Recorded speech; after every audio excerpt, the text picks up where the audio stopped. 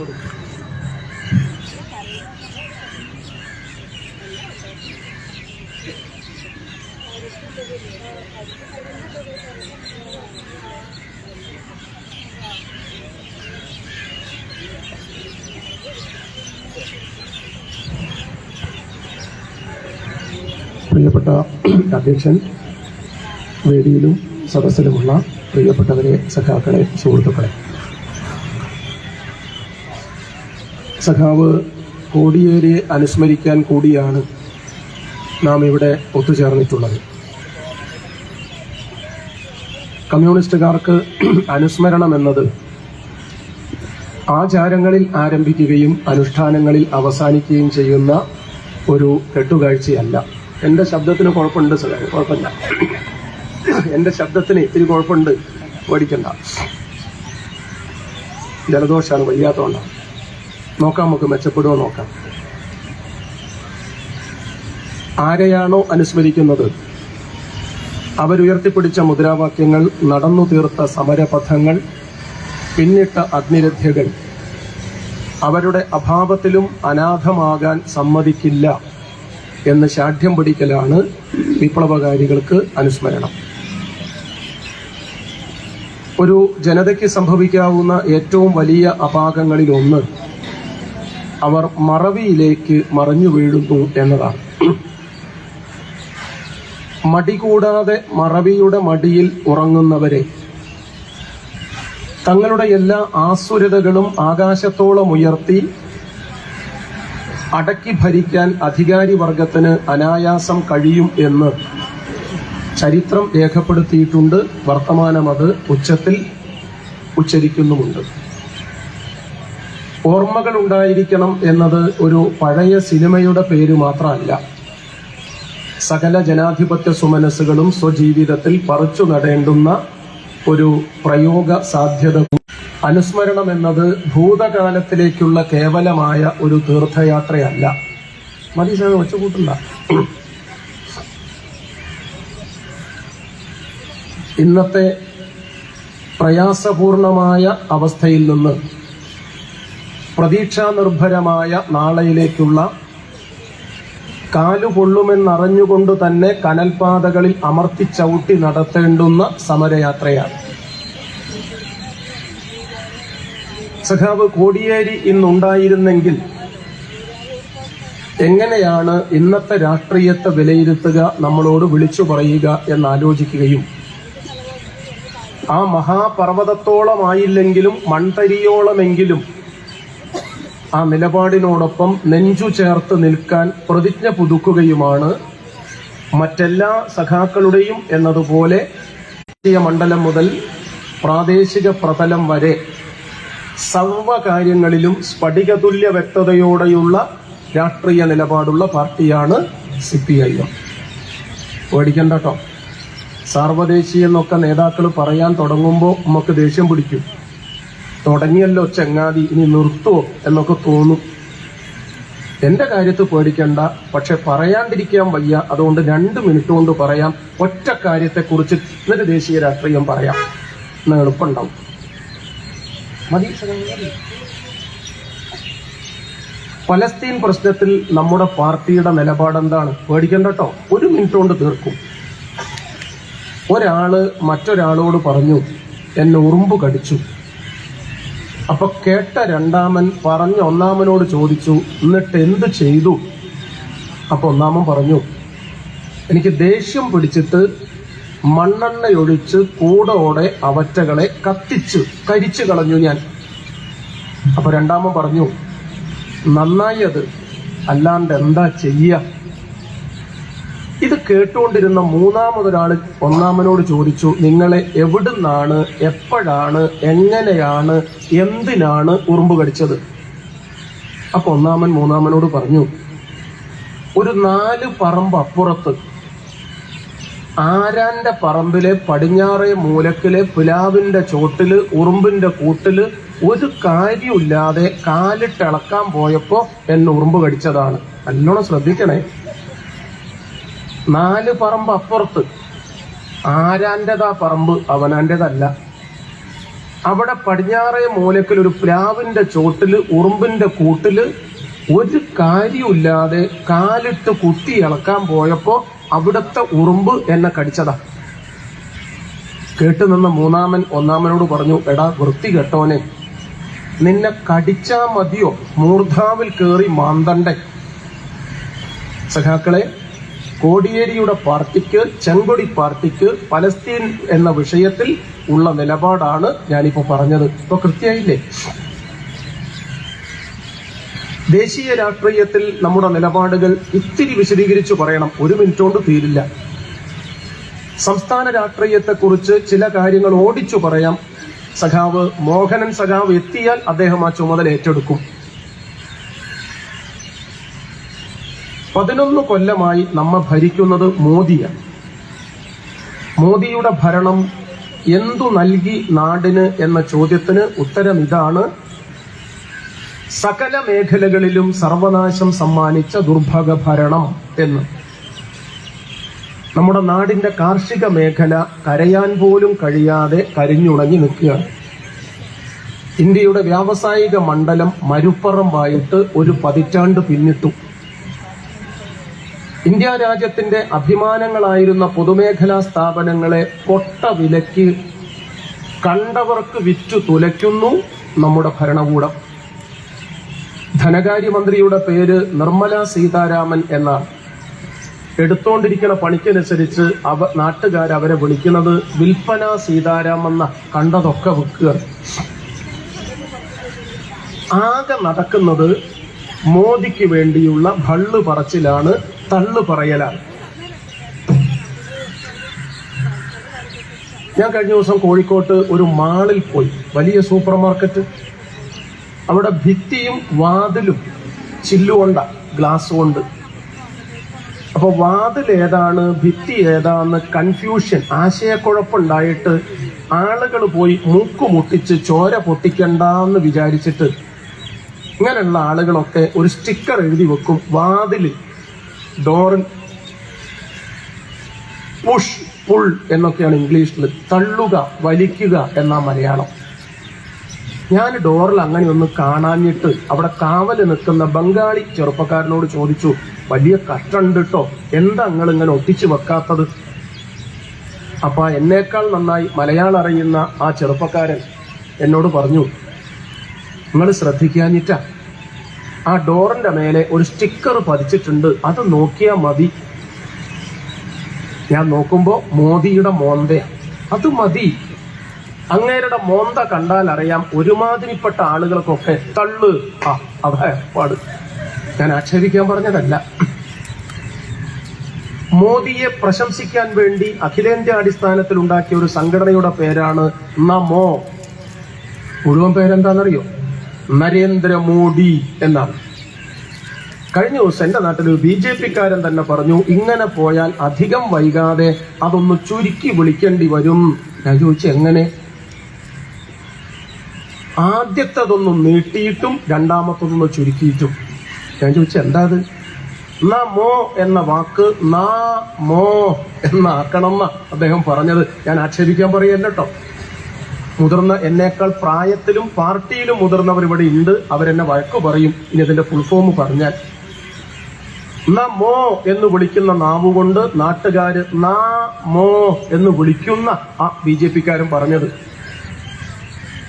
രണ്ടാമത്തതിന്റെ പൂർണ്ണരൂപം പറയാം, ആദ്യത്തതിന്റെ ഒരു ക്ലൂ കിട്ടാൻ. ആദ്യത്തത് ഞാൻ കൊന്നാ പറയില്ല, CPM ആയതുകൊണ്ട്. നാന്ന് കഴിഞ്ഞിട്ട് മോനേന്ന. എന്താ അർത്ഥം നിങ്ങൾക്ക് മനസ്സിലായിട്ടുണ്ടാവും, ഞാൻ വിശദീകരിക്കുന്നില്ല. നമ്മുടെ നാട്ടിലെ സാധാരണ ജനങ്ങൾ മോദിയോട് ചോദിക്കുന്നത് അരി എവിടെ, തുണി എവിടെ, പണിയില്ലാതെ പണിയിടങ്ങൾ പടിയടച്ചല്ലോ, മരുന്നില്ലാതെ കുരുന്നുകൾ കരിഞ്ഞു തീരുന്നല്ലോ, എന്താണ് മാർഗം എന്നാ നാട്ടുകാരെങ്ങനെയാ ചോദിക്കുക. കേരളത്തിലാണെങ്കിൽ ആ ചോദ്യം സഖാവ് പിണറായിയോടായിരിക്കും. അദ്ദേഹമാണ് നമ്മുടെ ഭരണാധികാരി. അതുകൊണ്ടാ അരിയും തുണിയും പണിയും ചോദിക്കുന്നവരോട് മോദി എന്താ പറയുന്നത്? രാമക്ഷേത്രത്തിലേക്ക് പൊയ്ക്കോളൂ, 22 സ്ഥലത്ത് ചോർച്ചയാ, പശുവിനെ പൂജിച്ചോളൂ. അങ്ങനെ പറഞ്ഞാൽ നമ്മുടെ പ്രശ്നം തീരുവോ? ഇല്ല. അരി എവിടെ എന്ന് ചോദിക്കുന്നവരോട് രാമക്ഷേത്രത്തിൽ പൊയ്ക്കോളൂ എന്ന് പറഞ്ഞാൽ പട്ടിണി മാറുമോ എന്ന് കരയുന്നവരോട് പശുവിനെ പൂജിച്ചോളൂ എന്ന് നിർദ്ദേശിച്ചാൽ ആ പ്രശ്നം പരിഹരിക്കുമോ? ഇല്ല. പഴയ സാഹിത്യത്തിൽ പറയുക, അരി എത്രയെന്ന് ചോദിച്ചാൽ പയർ അഞ്ഞാഴി എന്ന് പറയാന്ന. കോഴിക്കോട്ടെ നാടൻ ഭാഷ നിങ്ങൾക്ക് മനസ്സിലാവുമോന്നറിയില്ല, എന്നെ വഴക്ക് പറയരുത്. ഞങ്ങളുടെ നാട്ടിൽ ഇതിന് പറയുക ഉപ്പുമാങ്ങയുടെ അണ്ടി എന്ന് പറയുമ്പോൾ അപ്പു നായരുടെ ചെണ്ട എന്ന് പറയുക എന്ന. പറയുന്നതിനല്ല മറുപടി, ചോദിച്ചതിനല്ല ഉത്തരം. പശുവിനെ പൂജിക്കുന്നതിന് നമ്മൾ എതിരാണോ? അല്ല. ഒരാൾ എന്നോട് ചോദിക്കുകയാണ്, പശുവിനെ പൂജിക്കാമോ? CPIM-ന്റെ പ്രവർത്തകൻ എന്ന നിലയിൽ ഞങ്ങൾ പറയുന്നു, പൂജിച്ചോളൂ. ഇനി ഒരാൾ വന്ന് ചോദിക്കുകയാണ്, അതിനെ കറി വെച്ച് കഴിക്കാമോ? എന്താ നമ്മുടെ ഉത്തരം? കഴിച്ചോളൂ നിങ്ങൾക്ക് ഇഷ്ടമാണെങ്കിൽ എന്ന. അപ്പൊ ചിലർക്ക് തോന്നും ഇത് തരികിടയല്ലേ? അല്ല. ഉടായിപ്പല്ലേ? ഒട്ടുമല്ല. ഇരട്ടത്താപ്പാണോ? അല്ല. നമ്മുടെ നിലപാടാണത്. പൂജിക്കേണ്ടവന് പൂജിക്കാം, കറി വെച്ച് കഴിക്കേണ്ടവന് കഴിക്കാം. ഇതാ നമ്മുടെ നിലപാട്. ഭജിക്കേണ്ടവന് ഭജിക്കാം, ഭുജിക്കേണ്ടവന് ഭുജിക്കാം. അതാ നമ്മുടെ നിലപാട്. മേശപ്പുറത്ത് തൂശനില വീശി വിരിച്ചിട്ട് കുന്നോളം ഉയരത്തിൽ തുമ്പപ്പൂ ചോറ് വിളമ്പി കൈകൊണ്ട് കിണറ് കണക്കെ ഒരു കുഴിയെടുത്ത് അതിൽ കാളനൊഴിച്ച് ഉരുട്ടി ഉരുട്ടി തിന്നണോ? നിങ്ങൾക്ക് തിന്നോളൂ, ഞങ്ങൾക്ക് വിരോധമില്ല. കാള ബിരിയാണി കഴിക്കണോ? നിങ്ങൾക്ക് കഴിച്ചോളൂ, ഞങ്ങൾക്ക് വെറുപ്പില്ല. പക്ഷെ ഒരു ഡിമാൻഡ് ഉണ്ട്, ഒരു നിബന്ധനയുണ്ട്, ഞങ്ങളൊരു അഭ്യർത്ഥനയുണ്ട് നാട്ടുകാരോട്. അതെന്താ? കാളനൊഴിച്ച് ഊണ് കഴിക്കുന്നവന്റെ വായിലേക്ക് കാളയിറച്ചി കയറ്റരുത്, അവനിഷ്ടല്ല. കാളമന്തി കഴിക്കുന്നവന്റെ അണ്ണാക്കിലേക്ക് ഒരു ഉരുളി കാളൻ കമിഴ്ത്തരുത്, അത് നെറികേടാണ്, അയാൾക്കിഷ്ടല്ല. അടുക്കളയിൽ അടിയന്തരാവസ്ഥ പ്രഖ്യാപിക്കരുത്, തീന്മേശ പൂജാമുറിയല്ല. കഴിഞ്ഞൊരു മാസം മുമ്പ് എന്റെ നാട്ടിലെ ഒരു RSSന്റെ നേതാവ്, മുഖ്യ ശിക്ഷക് എന്ന അവരുടെ സ്ഥാനപ്പേര്, അവർക്ക് secretary, president, joint secretary, vice president, treasurer, ഖജാൻജി അങ്ങനെയൊന്നുമില്ല. ഉള്ളത് ഇങ്ങനത്തെ ചെയ്സ് സാധനങ്ങളാണ്. മുഖ്യ ശിക്ഷക്, മുക്കാത്ത ശിക്ഷക്, പ്രാന്തകാര്യവാഹ്, പ്രാന്തില്ലാത്ത കാര്യവാഹ്, വടിവാൾജി, കൊടുവാൾജി, കുന്തവാഹുജി, ഇങ്ങനെപ്പെട്ട സാധനങ്ങൾ. അതിൽപ്പെട്ട മുന്തിയ ഒരു ഇനമാണ് മുഖ്യ ശിക്ഷക്. എന്താ പണിയെന്നറിയോ? ദക്ഷ, രമ, അർദ്ധ, വൃത, സംഘ, സാവധാൻ. കേട്ടിട്ട് മനസ്സിലായോ? മലയാളം പറയാ, വെട്ടുക, കുത്തുക, ചവിട്ടുക, മാന്തുക, കൊല്ലുക, കുഴിച്ചുക, അതാ പരിപാടി. അത് ശാഖയിൽ വരുന്ന കാപാലികർക്ക് പകർന്നു കൊടുക്കാനുള്ള മുന്തിയ നേതാവിന്റെ സ്ഥാനപ്പേരാണ് മുഖ്യ ശിക്ഷക്. എന്റെ അടുത്ത സുഹൃത്ത്, അവന്റെ പെങ്ങളുടെ കല്യാണം ഉണ്ടായിരുന്നു കഴിഞ്ഞ മാസം. എന്നെ ക്ഷണിച്ചു, ഞാനും പോയി. വലിയ കല്യാണ മണ്ഡപത്തിൽ 2000 പേരോളം വന്നിട്ടുണ്ട്. വിഭവ സമൃദ്ധമായ സദ്യ. കല്യാണം കഴിഞ്ഞു, എല്ലാവരും പിരിഞ്ഞു. സ്റ്റേജിൽ ചെറുക്കനും പെണ്ണും നിൽക്കുന്നു. ആങ്ങള താഴോട്ട് വിളിച്ചു രണ്ടുപേരെയും. എന്നിട്ട് കല്യാണം കഴിച്ച ചെറുക്കനോട് പറഞ്ഞു, എടാ, തലയിൽ വെച്ച പേൻ കടിക്കും, താഴത്ത് വെച്ച ഉറുമ്പരിക്കുമെന്ന് കരുതി കുഞ്ഞു പെങ്ങളെ 10-22 കൊല്ലക്കാലം പൊന്നുപോലെ നോക്കിയതാണ് ഞാൻ. അപ്പൊ പയ്യൻ, ഓ, അടുത്ത നിർദ്ദേശം, നീ നല്ലവണ്ണം നോക്കണം ഇവളെ. അപ്പൊ പയ്യൻ, ആയിക്കോട്ടെ. വീണ്ടും കർശനമായ കൽപ്പന. ആരുടെ? ആങ്ങളയുടെ. ആരോട്? കല്യാണ ചെറുക്കനോട്. ഇന്നു മുതൽ ഇവളെ വീട്ടിൽ കൊണ്ടുപോയി സ്വന്തം പെങ്ങളെ പോലെ നോക്കണം. എന്റെ അമ്മേ, മണ്ഡപത്തിന്റെ കാശ് ആര് കൊടുക്കും? AC വർക്ക് ചെയ്തിട്ടില്ലെങ്കിൽ 1,50,000. ഭക്ഷണം പിന്നെ ആളുകള് വയറ്റിലാക്കി പോയി മുതലായി എന്ന് കൂട്ടുക. ഈ കാശ് ആര് കൊടുക്കും? ഞാൻ ആക്ഷേപിക്കാൻ പറഞ്ഞതല്ല. കല്യാണം കഴിച്ച പയ്യനോട് പെണ്ണിന്റെ ആങ്ങള പറയാണ്, ഞാൻ സ്വന്തം പെങ്ങളെ തന്നെ ഏൽപ്പിക്കുകയാണ്, താൻ വീട്ടിൽ കൊണ്ടുപോയി സ്വന്തം പെങ്ങളെ പോലെ നോക്കണമെന്ന്. ഇതിലും വലിയ പാപം വേറുണ്ടോ? ഇത്രയേ നമ്മൾ പറഞ്ഞിട്ടുള്ളൂ. അടുക്കളയിൽ അടിയന്തരാവസ്ഥ പാടില്ല, തീന്മേശ പൂജാമുറിയല്ല. ഭക്ഷണത്തിന്റെ രുചി നിശ്ചയിക്കേണ്ടത് കഴിക്കുന്നവന്റെ നാക്കാണ്, ഭരിക്കുന്ന തെണ്ടികളുടെ തോക്കല്ല. ഇതാണ് കമ്മ്യൂണിസ്റ്റുകാരുടെ നിലപാട്, മറക്കണ്ടട്ടോ. ഭക്ഷണത്തിന്റെ രുചി നിശ്ചയിക്കേണ്ടത് കഴിക്കുന്നവന്റെ നാക്കാണ്, ഭരിക്കുന്നവന്റെ തോക്കല്ല. ഇതാണ് ചെങ്കൊടി പാർട്ടിയുടെ ചങ്കൂറ്റത്തോടെയുള്ള നിലപാട്. നമ്മൾ ഉറപ്പിച്ചു പറയണം. അതുകൊണ്ടാണ് CPIM ഉശിരോടെ ഉറക്ക പറയുന്നത് ഭക്ഷണം സഖാക്കളെ സ്വാദു മാത്രമല്ല സ്വാതന്ത്ര്യം കൂടിയാണ്. എന്താണ്? ഭക്ഷണം സ്വാദു മാത്രമല്ല സ്വാതന്ത്ര്യം കൂടിയാണ്. രാമക്ഷേത്രം ഉദ്ഘാടനം ചെയ്തത് ആരാ? നരേന്ദ്രമോദി. ഇന്ത്യൻ പാർലമെന്റിന്റെ പുതിയ മന്ദിരം ജനങ്ങൾക്ക് തുറന്നു കൊടുത്തത് ആരാ? കേട്ടില്ലേ നിങ്ങള്? സ്വാമി ശ്വാസം വിടാനന്ദ, ബലം പിടിച്ചാനന്ദ, ആർത്തി മൂത്താനന്ദ, എല്ലുന്ത്യാനന്ദ, പല്ലില്ലാനന്ദ, കുറെ ഉടുക്കാത്ത സന്യാസിമാര്. നമ്മുടെ പാർട്ടി കോടിയേരിയുടെ പ്രസ്ഥാനം മതപണ്ഡിതന്മാരെ മാനിക്കാത്ത പാർട്ടിയാണോ? അല്ല. സകല മതപണ്ഡിതന്മാരെയും സാദരം സമീപിക്കണമെന്ന സുചിന്തിതമായ നിലപാടുള്ള പാർട്ടിയാണ് CPIM. പക്ഷെ സന്യാസിമാരാവണം. എന്താ സന്യാസിയുടെ അടയാളം, ലക്ഷണം? ശിരസ്സു നിറയെ അറിവ്, മനസ്സു നിറയെ അലിവ്, നടക്കാൻ കാനനപാത, കിടക്കാൻ പർണശാല, കുടിക്കാൻ കാനനച്ചോലയിലെ വെള്ളം, കഴിക്കാൻ ഫലമൂലാദികൾ, ജപിക്കാൻ ശരണമന്ത്രം, സർസംഗ പരിത്യാഗി ഇത സന്യാസി. ഇതാണ് സന്യാസിയുടെ ഉപനിഷത്ത് വാക്യമനുസരിച്ചുള്ള നിർവചനം. അങ്ങനെയുള്ള സന്യാസിമാരെ നമുക്ക് ഇഷ്ടം. ഇത് സന്യാസിയല്ല, തോന്നിയാസിയ. അതുകൊണ്ടാ വിശദാംശങ്ങൾ പറഞ്ഞാൽ നീണ്ടുപോകും. നമ്മുടെ പാർട്ടിയുടെ കേന്ദ്ര കമ്മിറ്റി കഴിഞ്ഞ മാസം ഒരു പ്രമേയം പാസാക്കി. ആ പ്രമേയത്തിലൊരു വാചകം ഞാൻ നിങ്ങളോട് പറയാം. അത് വിശദീകരിച്ചുകൊണ്ട് നമുക്ക് ചില കാര്യങ്ങളും ചുരുക്കി പറയാം. ആ പ്രമേയത്തിൽ CPIM പറഞ്ഞു, അഭിപ്രായ വ്യത്യാസങ്ങൾക്ക് അവധി നൽകിയും വിയോജിപ്പുകൾക്ക് താൽക്കാലികമായെങ്കിലും വിട കൊടുത്തും കിട്ടാവുന്ന സകല ജനാധിപത്യ പ്രസ്ഥാനങ്ങളെയും ഒപ്പം ചേർത്തും മോദിയുടെ മുഷ്കിനെതിരായുള്ള മുന്നേറ്റത്തിന്റെ മൂർച്ച കൂട്ടണം. ഇതാണ് CPMന്റെ പ്രമേയത്തിന്റെ ചുരുക്കം. ഭാഷ അതിനേക്കാൾ സുന്ദരാണ്. ഞാൻ എന്റെ ഭാഷയിൽ പറഞ്ഞു എന്നേ ഉള്ളൂ. എന്താണ്? അഭിപ്രായ വ്യത്യാസങ്ങൾ തൽക്കാലം മാറ്റിവെക്കണം, വിയോജിപ്പുകളോട് വിട പറയണം തൽക്കാലമെങ്കിലും.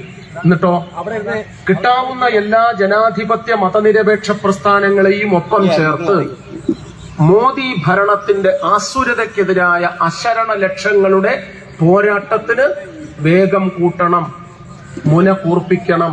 ഇതാണ് CPIMന്റെ കേന്ദ്ര കമ്മിറ്റി പ്രമേയം. ഇതിൽ രണ്ട് പ്രശ്നമുണ്ട്, അത് പറഞ്ഞ് നമുക്ക് വിടാം. കഴിഞ്ഞ ദിവസം എന്റെ നാട്ടിലെ ഒരു പാർട്ടി കാരണവർ കുളിമുറിയിൽ കാലു വഴുതി വീണ് തുടയല്ലു പൊട്ടി ആശുപത്രിയിൽ ചെന്ന് പ്ലാസ്റ്റർ ഇട്ട് വീട്ടിൽ വിശ്രമിക്കുക. ബ്രാഞ്ച് സെക്രട്ടറിയെ കൂട്ടി ഞാൻ അദ്ദേഹത്തെ കാണാൻ പോയി. ഉമ്മറത്തിരുന്ന് ചായയൊക്കെ തന്ന് അദ്ദേഹം എന്നോട് സംസാരിച്ചുകൊണ്ടിരിക്കുമ്പോൾ എന്നെ കണക്കിന് വഴക്ക് പറഞ്ഞു. അതിന് അധികാരമുണ്ട്, പ്രായം കൊണ്ടും പാരമ്പര്യം കൊണ്ടും. എന്നോട് പറഞ്ഞു, എടാ കഷ്ടമുണ്ട്. എന്താ? ഞാനൊക്കെ പാർട്ടിയിൽ നിൽക്കുമ്പം മുട്ടിന് കോൺഗ്രസിനോട് മുട്ടിയിട്ട ഞങ്ങൾ മുന്നേറിയത്. ഇപ്പൊ എന്താ സ്ഥിതി? BJPക്കാര് പ്രസംഗിക്കുന്നു നമ്മെ പരിഹസിച്ചിട്ട്. എന്താണ്? വാളയാർ ചുരം കഴിഞ്ഞാൽ കോൺഗ്രസും BJPയും കോൺഗ്രസും CPMഉം ഭായിയാണ്. അതുകൊണ്ടോ അവര് പറയുന്നതെല്ലാം ശുദ്ധ കളവാണ്, തട്ടിപ്പാണ്, ഇവര് വെറുതെ ശത്രുക്കളാന്ന് പറയുന്നു, നടിക്കുന്നു എന്ന് മാത്രമേ ഉള്ളൂ. എന്താ കാരണം എന്നറിയോ? ഇന്ത്യ മുന്നണി ഉൾപ്പെടെയുള്ളവരുമായി നാം സഹകരിക്കുന്നു. അത് കോൺഗ്രസുമായുള്ള കിടക്ക പങ്കിടലാണ്, വേദി പങ്കിടലാണ് എന്നാണ് BJPയുടെ ആക്ഷേപം. അത് കേട്ടാണ് അദ്ദേഹത്തിന്റെ കരളു പിടഞ്ഞത്, ചങ്കു നീറിയത്. ഞാൻ അദ്ദേഹത്തോട് കഥ പറഞ്ഞു കൊടുത്തു. നിങ്ങളോടത് പറയാം. എന്താ കാരണം എന്നറിയോ? അദ്ദേഹത്തിന് മാത്രമല്ല നിങ്ങളിൽ പലർക്കും ഈ അഭിപ്രായമുണ്ട്. കോൺഗ്രസിനോടൊപ്പം നിൽക്കണോ നാം BJPയെ ചെറുക്കാൻ എന്ന് അമർന്നു കത്തുന്നുണ്ട്. അമർഷം, അതൃപ്തി. ഉറക്കെ പറയുന്നില്ല എന്നേ ഉള്ളൂ. ഞാനൊരു കഥ പറഞ്ഞു കൊടുത്തു അദ്ദേഹത്തോട്. എന്റെ നാട്ടിലൊരു കടത്തുകാരൻ ഉണ്ടായിരുന്നു, തോണി കടത്തുകാരൻ. മിടുക്കനാണ്, മനുഷ്യത്തുള്ളവനാ. കടത്തുകൂലി കൊടുത്തില്ലെങ്കിലും മുഖം കറുപ്പിക്കില്ല. പൊയ്ക്കോളൂ, പിന്നെ തന്നാ മതി എന്ന് പറയും. പക്ഷെ അദ്ദേഹത്തിന് ഒരു കുഴപ്പമുണ്ട്. എന്താ കുഴപ്പമെന്നറിയാം? തോണി കരയ്ക്ക് അടുപ്പിക്കില്ല. 1 മീറ്റർ ഇപ്പുറത്ത് വെള്ളത്തിലേ നിർത്തൂ. എന്നിട്ടോ ആളുകള് വസ്ത്രങ്ങളെല്ലാം പൊക്കിപ്പിടിച്ചു വേണം, മുട്ടോളം നനഞ്ഞു വേണം കര പറ്റാൻ. ആളുകൾ ചോദിച്ചു, ഒന്നുകൂടി അടുപ്പിച്ച കാലു നനയാതെ കര പറ്റിക്കൂടെ? ജന്മത്ത് ഇയാള് ചെയ്യില്ല. കടത്തുകാരന് വയസ്സായി, അസുഖമായി, കിടപ്പിലായി. മകനെ വിളിച്ചു വരുത്തിയിട്ട് അച്ഛൻ പറഞ്ഞു, ഞാൻ തീരാൻ അധിക സമയം വേണ്ട, ഞാൻ മരിച്ചു കഴിഞ്ഞാൽ വള്ളം അനാഥമാക്കരുത്, നീ കടത്തു ജോലി തുടരണം, കുലത്തൊഴിൽ കളയരുത്. അധികം താമസിയാതെ അച്ഛൻ മരിച്ചു. മരണാനന്തര ക്രിയകൾ ഭംഗിയാം വിധം പൂർത്തീകരിച്ച് മകൻ അച്ഛന്റെ അഭീഷ്ടപ്രകാരം അധികം വൈകാതെ വള്ളം വെള്ളത്തിലിറക്കി, തോണി നീറ്റിലിറക്കി കടത്തുപണി തുടങ്ങി. ഈ ചെറുപ്പക്കാരന്റെ പണി എന്താ അറിയോ? നാട്ടുകാരെ അരക്കറ്റം വെള്ളത്തിലിറക്കുക. അതുവരെ മുണ്ടും പൊക്കിപ്പിടിച്ച് കഷ്ടപ്പെടുന്ന നാട്ടുകാര് ഇവനെ ചൂണ്ടിയിട്ട് പറയാൻ തുടങ്ങി, ഈ വൃത്തികെട്ട ചെക്കനേക്കാൾ നല്ലത് മരിച്ചുപോയ കുരുപ്പ് തന്തയായിരുന്നു. മനസ്സിലാവുണ്ടോ നിങ്ങൾക്ക്? ഈ കഥ പറഞ്ഞു കൊടുത്തപ്പോ അദ്ദേഹത്തിന് ബോധ്യമായി. ബോധ്യമായോ എന്നൊരു സംശയം എനിക്കുള്ളതുകൊണ്ട് രണ്ടാമതൊരു കഥ ഞാൻ പറഞ്ഞു കൊടുത്തു.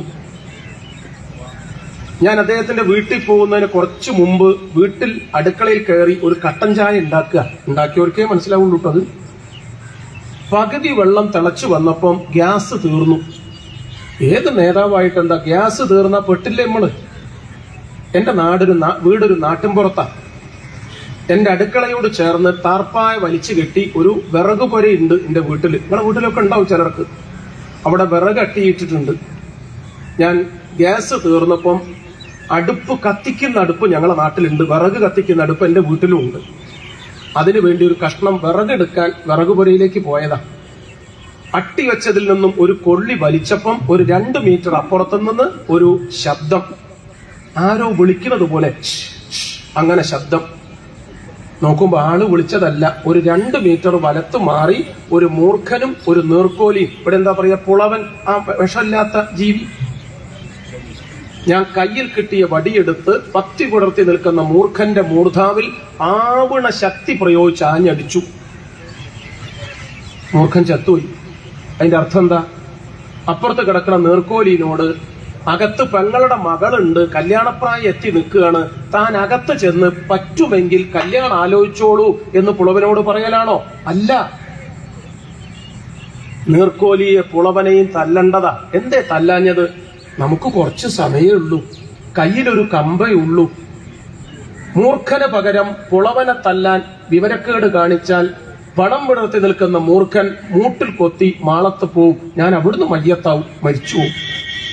അരിവാൾ ചുറ്റിക നക്ഷത്രത്തിന് വോട്ട് ചെയ്യുന്ന വിവരമുള്ളതുകൊണ്ട്, ഞാനൊരു കമ്മ്യൂണിസ്റ്റ് പാർട്ടിക്കാരനായതുകൊണ്ട് ഉറപ്പായിട്ടും കിട്ടിയ തഞ്ചത്തിൽ മൂർഖന്റെ പത്തിക്ക് ആഞ്ഞടിച്ചു, അതിനെ കൊന്നു. ഈ രണ്ടാമത്തെ കഥ കൂടി പറഞ്ഞു കൊടുത്തപ്പം കാരണവർക്ക് മനസ്സിലായി. എന്നോട് പറഞ്ഞു, ചായ ഒരു ഗ്ലാസ് കൂടി കുടിച്ചോ, ബിസ്ക്കറ്റ് 2 കൂടി കഴിച്ചോ. നിങ്ങൾക്ക് മനസ്സിലായെങ്കിൽ ഞാൻ കൃതാർത്ഥനാണ്. കോടിയേരിയുടെ പ്രസ്ഥാനത്തിന്റെ നിലപാടിതാണ് എന്ന് പറയാനാ ഞാൻ ഇത്രയും വിശദീകരിച്ചു പറഞ്ഞത്. ഇങ്ങനെ പറയുമ്പോൾ രണ്ടാമതൊരു പ്രശ്നം കൂടി ഉണ്ട്. കിട്ടാവുന്ന എല്ലാവരെയും ചേർത്ത് RSSനെ ചെറുക്കാൻ പോരാട്ടം നടത്തണം എന്ന CPIMന്റെ കേന്ദ്ര കമ്മിറ്റി പ്രമേയത്തോട് പ്രതികരിച്ചുകൊണ്ട് ജമായത്തെ ഇസ്ലാമിയുടെ അഖിലേന്ത്യാ അമീർ ഒരു പ്രസ്താവന, പരാമർശം നടത്തി. അതിങ്ങനെയാണ്: ഇന്ത്യ, സഹാക്കൾ എങ്ങോട്ട് നിന്നോളൂ, എന്നാ പിന്നെ കുറച്ച് പതുക്കെ പറഞ്ഞാൽ മതിയോ? ഇതിന്റെ ഒച്ച കൊണ്ട് അങ്ങക്ക് കേൾക്കാത്തത്. ഇന്ത്യ ഹിന്ദുരാഷ്ട്രമാകരുത് എന്നാണ് CPIMന്റെ നയം.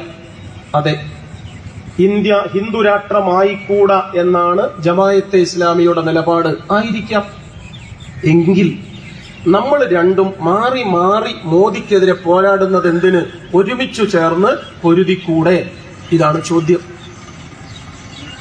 പണ്ട് ഐൻസ്റ്റീൻ എന്ന് പറയുന്ന വിശ്വപ്രസിദ്ധ ശാസ്ത്രകാരന്റെ വീട്ടിൽ പാല് കൊണ്ടു കൊടുക്കുന്ന ഒരു പയ്യൻ ഒരു കാഴ്ച കണ്ടു. അദ്ദേഹത്തിന്റെ വീട്ടിൽ ഒരു മുയൽക്കൂടുണ്ടായിരുന്നു. അസ്വാഭാവികമായി അതിന് 2 ദ്വാരം ഉണ്ടായിരുന്നു, 2 വാതില്. ഐൻസ്റ്റീനോട് ചെറുക്കൻ ചോദിച്ചു, അല്ല സർ, എന്തിനാ 2 ദ്വാരം? ഐൻസ്റ്റീൻ പറഞ്ഞടാ, വിവരദോഷി, നിനക്കറിയാഞ്ഞിട്ടാ. കൂട്ടിൽ 2 മുയലുണ്ട്, തള്ള മുയലും കുട്ടി മുയലും. എന്നിട്ടോ ചെറുതിന് പോരാൻ ചെറിയ ദ്വാരം, തള്ള മുയലിന് പുറത്തു കിടക്കാൻ വലിയ ദ്വാരം. അതിനാ 2 എണ്ണം ഉണ്ടാക്കിയത് എന്നാ. ഈ പയ്യൻ അപ്പുറത്ത് പോയി ഒരു കാർഡ്ബോർഡിന്റെ കഷ്ണം എടുത്തിട്ട് 4 മുള്ളാണി വെച്ച് അടിച്ചിട്ട് പറഞ്ഞു, എടാ പൊട്ട, വലിയ ഓട്ടയെ കൂടെ ചെറുതും പോന്നോളും, വിവരം ഉണ്ടായിട്ട് കാര്യമുണ്ടോ? എന്ന് പറഞ്ഞതുപോലെയാ, ഐൻസ്റ്റീൻ കഥയിൽ പറഞ്ഞതുപോലെയാ ജമാഅത്തെ ഇസ്ലാമി ചോദിച്ചത് നമ്മളോട്. എന്താ ചോദ്യം? കേട്ടോളൂ. ഇന്ത്യ ഹിന്ദു രാഷ്ട്രമാകരുത് എന്നാണ് CPIMന്റെ നയം. അതെ, നിസ്തർക്കം, നിസ്സംശയം. ഇന്ത്യ ഹിന്ദു രാഷ്ട്രമായിക്കൂടാ എന്നാണ് ജമാഅത്തെ ഇസ്ലാമിയുടെ നിലപാട്. ആയിരിക്കാം, ഞങ്ങൾക്ക് തർക്കമൊന്നുമില്ല. എങ്കിൽ നമുക്ക് ഒരുമിച്ച് പൊരുതിക്കൂടെ? ഉത്തരം കോടിയേരിയുടെ പാർട്ടിയുടേത്. കേട്ടോളൂ. ദൃഢമാണ്, ശരിയാണ്, കൃത്യമാണ്, സത്യസന്ധമാണ്. പാടില്ല നിങ്ങൾക്കൊപ്പം, പറ്റില്ല നിങ്ങളെ കൂട്ടി. അതാണ് ഉത്തരം. എന്തേ അങ്ങനെ പറയാം?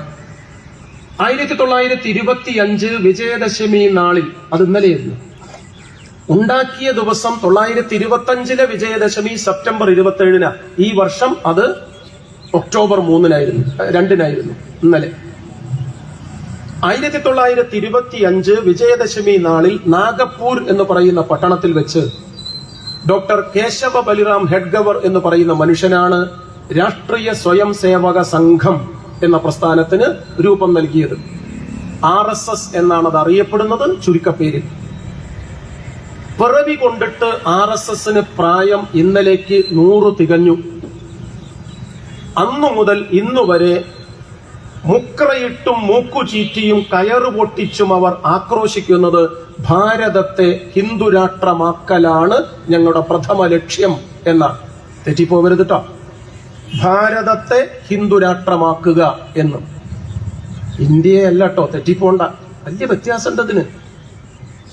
ഇന്ത്യയെ ഭാരതമെന്ന് വിളിക്കുന്നതിനോട് CPIMന് എതിർപ്പുണ്ടോ? ഇല്ല. അടുത്ത വാചകം ശ്രദ്ധിച്ചു കേൾക്കണേ. ഇന്ത്യയെ ഭാരതമെന്നേ വിളിക്കാവൂ എന്ന് ശാഠ്യം പിടിക്കുന്നതിനോട് ശകലം യോജിപ്പുണ്ടോ നമുക്ക്? ഇല്ല. ക്ലിയർ അല്ലേ?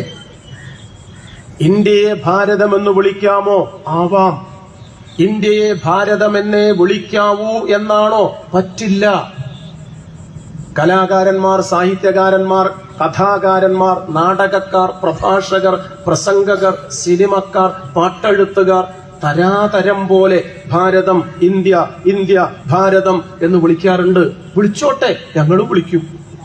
മാത്രമല്ല, ഇന്ത്യ രാജ്യത്തിന്റെ ഭരണഘടനയുടെ ആർട്ടിക്കിൾ 1 അനുച്ഛേദം 1 ആരംഭിക്കുന്നത് എങ്ങനെയാണെന്നറിയോ? ഇന്ത്യയുടെ പേര് പറഞ്ഞിട്ടാ, നമ്മുടെ രാജ്യത്തിന്റെ പേര് പറഞ്ഞിട്ടാ. അത് ഇംഗ്ലീഷിൽ ഇങ്ങനെയാ: ഇന്ത്യ ദാറ്റ് ഈസ് ഭാരത്. എന്താണ്? India that is Bharat. Malayalam എന്താ? ഇന്ത്യ അഥവാ ഭാരതം എന്നത്രേ നമ്മുടെ രാജ്യത്തിന്റെ പേര്. പിന്നെ എന്തിനാ തർക്കിക്കണത്? ഭാരതെന്നോ ഇന്ത്യ എന്നോ നിങ്ങൾക്ക് പാകമുള്ളത് വിളിച്ചോളൂ. പക്ഷെ RSSകാർ പറയണത് ഇന്ത്യ എന്ന് വിളിച്ചൂടാ, ഭാരതെന്നേ പറഞ്ഞൂടൂന്ന. കഴിഞ്ഞ ദിവസം എന്റെ നാട്ടിലെ ചോയ്ക്കുട്ടി ചേട്ടൻ പറഞ്ഞടാ, ഇനി കഴിയോന്നറിയില്ല, കോഴിക്കോട്ടെ ഇന്ത്യൻ കോഫി ഹൗസിൽ പോയിട്ട് ഒരു ഉഴുന്നുവടയും ഒരു കട്ടൻ ചായയും കഴിക്കണം. ഇനി അതിന് അവസരം ഉണ്ടാവോന്നറിയില്ല. 10-75 വയസ്സുണ്ട് അദ്ദേഹത്തിന്. ഞാൻ വിചാരിച്ചു അതുകൊണ്ട് ആശങ്കപ്പെട്ടിട്ടാന്നാ. ഞാൻ അദ്ദേഹത്തെ ചേർത്ത് പിടിച്ചിട്ട് പറഞ്ഞു, നിങ്ങൾ ബേജാറാവാണ്ട് ഇരിക്കി ചോയ്ക്കുട്ടിച്ചേട്ടാ, നിങ്ങൾ 25 കൊല്ലം കൂടി ജീവിക്കും, പേടിക്കണ്ട. എന്റെ കൈ തോളത്ത് ഈർഷ്യയോടെ തട്ടി മാറ്റിയിട്ട് പറഞ്ഞു, താൻ എന്താണ് പറയണത്? ഞാൻ ജീവിക്കും എനിക്ക് ഉറപ്പാ. ഞാൻ ചോദിച്ചു, പിന്നെ എന്താ നിങ്ങൾ തിടുക്കം കാണിക്കണത്? കോഫി ഹൗസ് പോയി ചായയും വടയും കഴിക്കാൻ. എന്നോട് പറഞ്ഞടാ പൊട്ട, ഈ BJPക്കാരാണ് ഇനിയും നാട് ഭരിക്കുന്നതെങ്കിൽ അധികം വൈകാതെ ഇന്ത്യൻ കോഫി ഹൗസിന്റെ പേര് ഭരതന്റെ ചായപ്പീടിയാന്നാക്കാനിടയുണ്ട്. അതുകൊണ്ട് പിന്നെ അവിടുന്ന് കഴിക്കാൻ പറ്റൂല. ബേജാറുണ്ടാന്ന. ഞാൻ ആക്ഷേപിക്കാൻ പറഞ്ഞതല്ല. RSSന്റെ നേതാക്കൾ പറയുന്നു, വയനാട് ജില്ലയിലെ സുൽത്താൻ ബത്തേരി എന്ന പട്ടണത്തിന്റെ പേര് ഗണപതി വട്ടം എന്നാക്കണം. അതാണ് ആകെയുള്ള പ്രശ്നം. നമ്മുടെ നിലപാടെന്താ? ആക്കിക്കോളൂ. ഖദീജ കുത്തിയാലും കല്യാണി കുത്തിയാലും അരി വെളുത്താ പോരെ, കഞ്ഞു കുടിച്ചാ പോരെ. പക്ഷെ ഒരു ഡിമാൻഡ് ഞങ്ങൾക്കുണ്ട്. എന്താ? സുൽത്താൻ ബത്തേരിയുടെ പേര് ഗണപതി വട്ടം എന്നാക്കിയതിന്റെ പിറ്റേന്ന് കാലത്ത് നഗരത്തിലെ പെട്രോൾ ബങ്കിൽ ഡീസൽ അടിക്കാൻ, പെട്രോൾ നിറയ്ക്കാൻ പോകുന്ന RSSന്റെ നേതാവിനെങ്കിലും ലിറ്ററിന് ഒരു 10 കാശ് കുറഞ്ഞ ഒരു ഉപകാരത്തിൽപ്പെടും. ഉണ്ടാവോ? ഇല്ല. ഞാൻ വിശദാംശങ്ങൾ പറയുന്നില്ല. ഇന്ത്യയെ ഹിന്ദുരാഷ്ട്രമാക്കണമെന്ന് 1 നൂറ്റാണ്ടായി ആക്രോശിച്ചുകൊണ്ടിരിക്കുന്ന ആസുരതയുടെ അഗ്രമസ്ഥാനത്തുള്ള അടയാള പ്രസ്ഥാനമാണ് RSS. മറക്കണ്ട, ഇത് മാറ്റിവെച്ചോളൂ. 1941 ഓഗസ്റ്റ് മാസം 26 ഇന്നത്തെ ഇന്ത്യയിൽ ഇല്ലാത്ത അന്നത്തെ ഇന്ത്യയിൽ ഉണ്ടായിരുന്ന ലാഹോർ എന്ന പട്ടണത്തിൽ വെച്ച് അബുൽ ഔല മൗദൂദി എന്ന് പറയുന്ന ഒരു മുസ്ലിം പണ്ഡിതൻ ഉണ്ടാക്കിയ പ്രസ്ഥാനത്തിന്റെ പേരാണ് ജമാഅത്തെ ഇസ്ലാമി. ഒരാവർത്തിയോട് ഞാൻ പറയാം ഓർമ്മിക്കാൻ. 941 ഓഗസ്റ്റ് 26 അവിഭക്ത ഇന്ത്യയുടെ ഭാഗമായിരുന്ന ലാഹോറിൽ വെച്ച് അബുൽ ഔല മൗദൂദി, തെറ്റിയതല്ലോ, അബ്ദുൽ ഔല എന്നൊന്നും അല്ല, അബുൽ ഔല മൗദൂദി എന്ന മനുഷ്യനുണ്ടാക്കിയ പ്രസ്ഥാനത്തിന്റെ പേരാണ് ജമാഅത്തെ ഇസ്ലാമി. ഉണ്ടാക്കിയ സമയത്ത് അവർ ലക്ഷ്യം പ്രഖ്യാപിച്ചു. ആ ലക്ഷ്യം ഉറുദുവിലും അറബിയിലാണ് എഴുതിയത്. ഹുക്കൂമത്തെ ഇലാഹി, അതാണ് ഞങ്ങളുടെ ലക്ഷ്യം എന്നാണ് അവർ പ്രഖ്യാപിച്ചത്. എന്താ അതിന്റെ മലയാള അർത്ഥം എന്നറിയാമോ? ഇസ്ലാമിക രാഷ്ട്രം സ്ഥാപിക്കൽ എന്നാണ് അർത്ഥം. പിറവി കൊണ്ടതിന്റെ 15-ാം വർഷം 956 അവരൊരു പാർട്ടി കോൺഗ്രസ് നടത്തി. അത് നമ്മുടെ ഭാഷയാണ്. അവരുടെ ഭാഷയിൽ പറഞ്ഞാൽ ഓൾ ഇന്ത്യ ശൂറ, അഖിലേന്ത്യാ കൂടിയാലോചന സമിതി എന്ന് മലയാളം. അവരുടെ അഖിലേന്ത്യാ സമ്മേളനത്തിൽ വെച്ച് അവർ ഭരണഘടന ഭേദഗതിപ്പെടുത്തി. അവർ പറഞ്ഞു, ഞങ്ങൾ ഹുക്കൂമത്തെ ഇലാഹി കളയുന്നു, ഒഴിവാക്കുന്നു, പകരം സ്വീകരിക്കുന്നു ഞങ്ങളുടെ ലക്ഷ്യമായി ഇഖാമത്തുദ്ദീൻ. എന്താണ് ഇഖാമത്തുദ്ദീൻ? അതൊരു അറബി വാക്ക, ഉറുദു വാക്കും അങ്ങനെയാണ്. എന്താ അതിന്റെ അർത്ഥം? ഇസ്ലാമിക മതരാഷ്ട്ര സ്ഥാപനം. ആദ്യത്തത് എന്താ? ഹുക്കൂമത്തെ ഇലാഹി. അതിന്റെ അർത്ഥം എന്താ? ഇസ്ലാമിക രാഷ്ട്രം ഉണ്ടാക്കുക. ഇതിന്റെ അർത്ഥം എന്താ? ഇസ്ലാമിക രാഷ്ട്രം ഉണ്ടാക്കുക.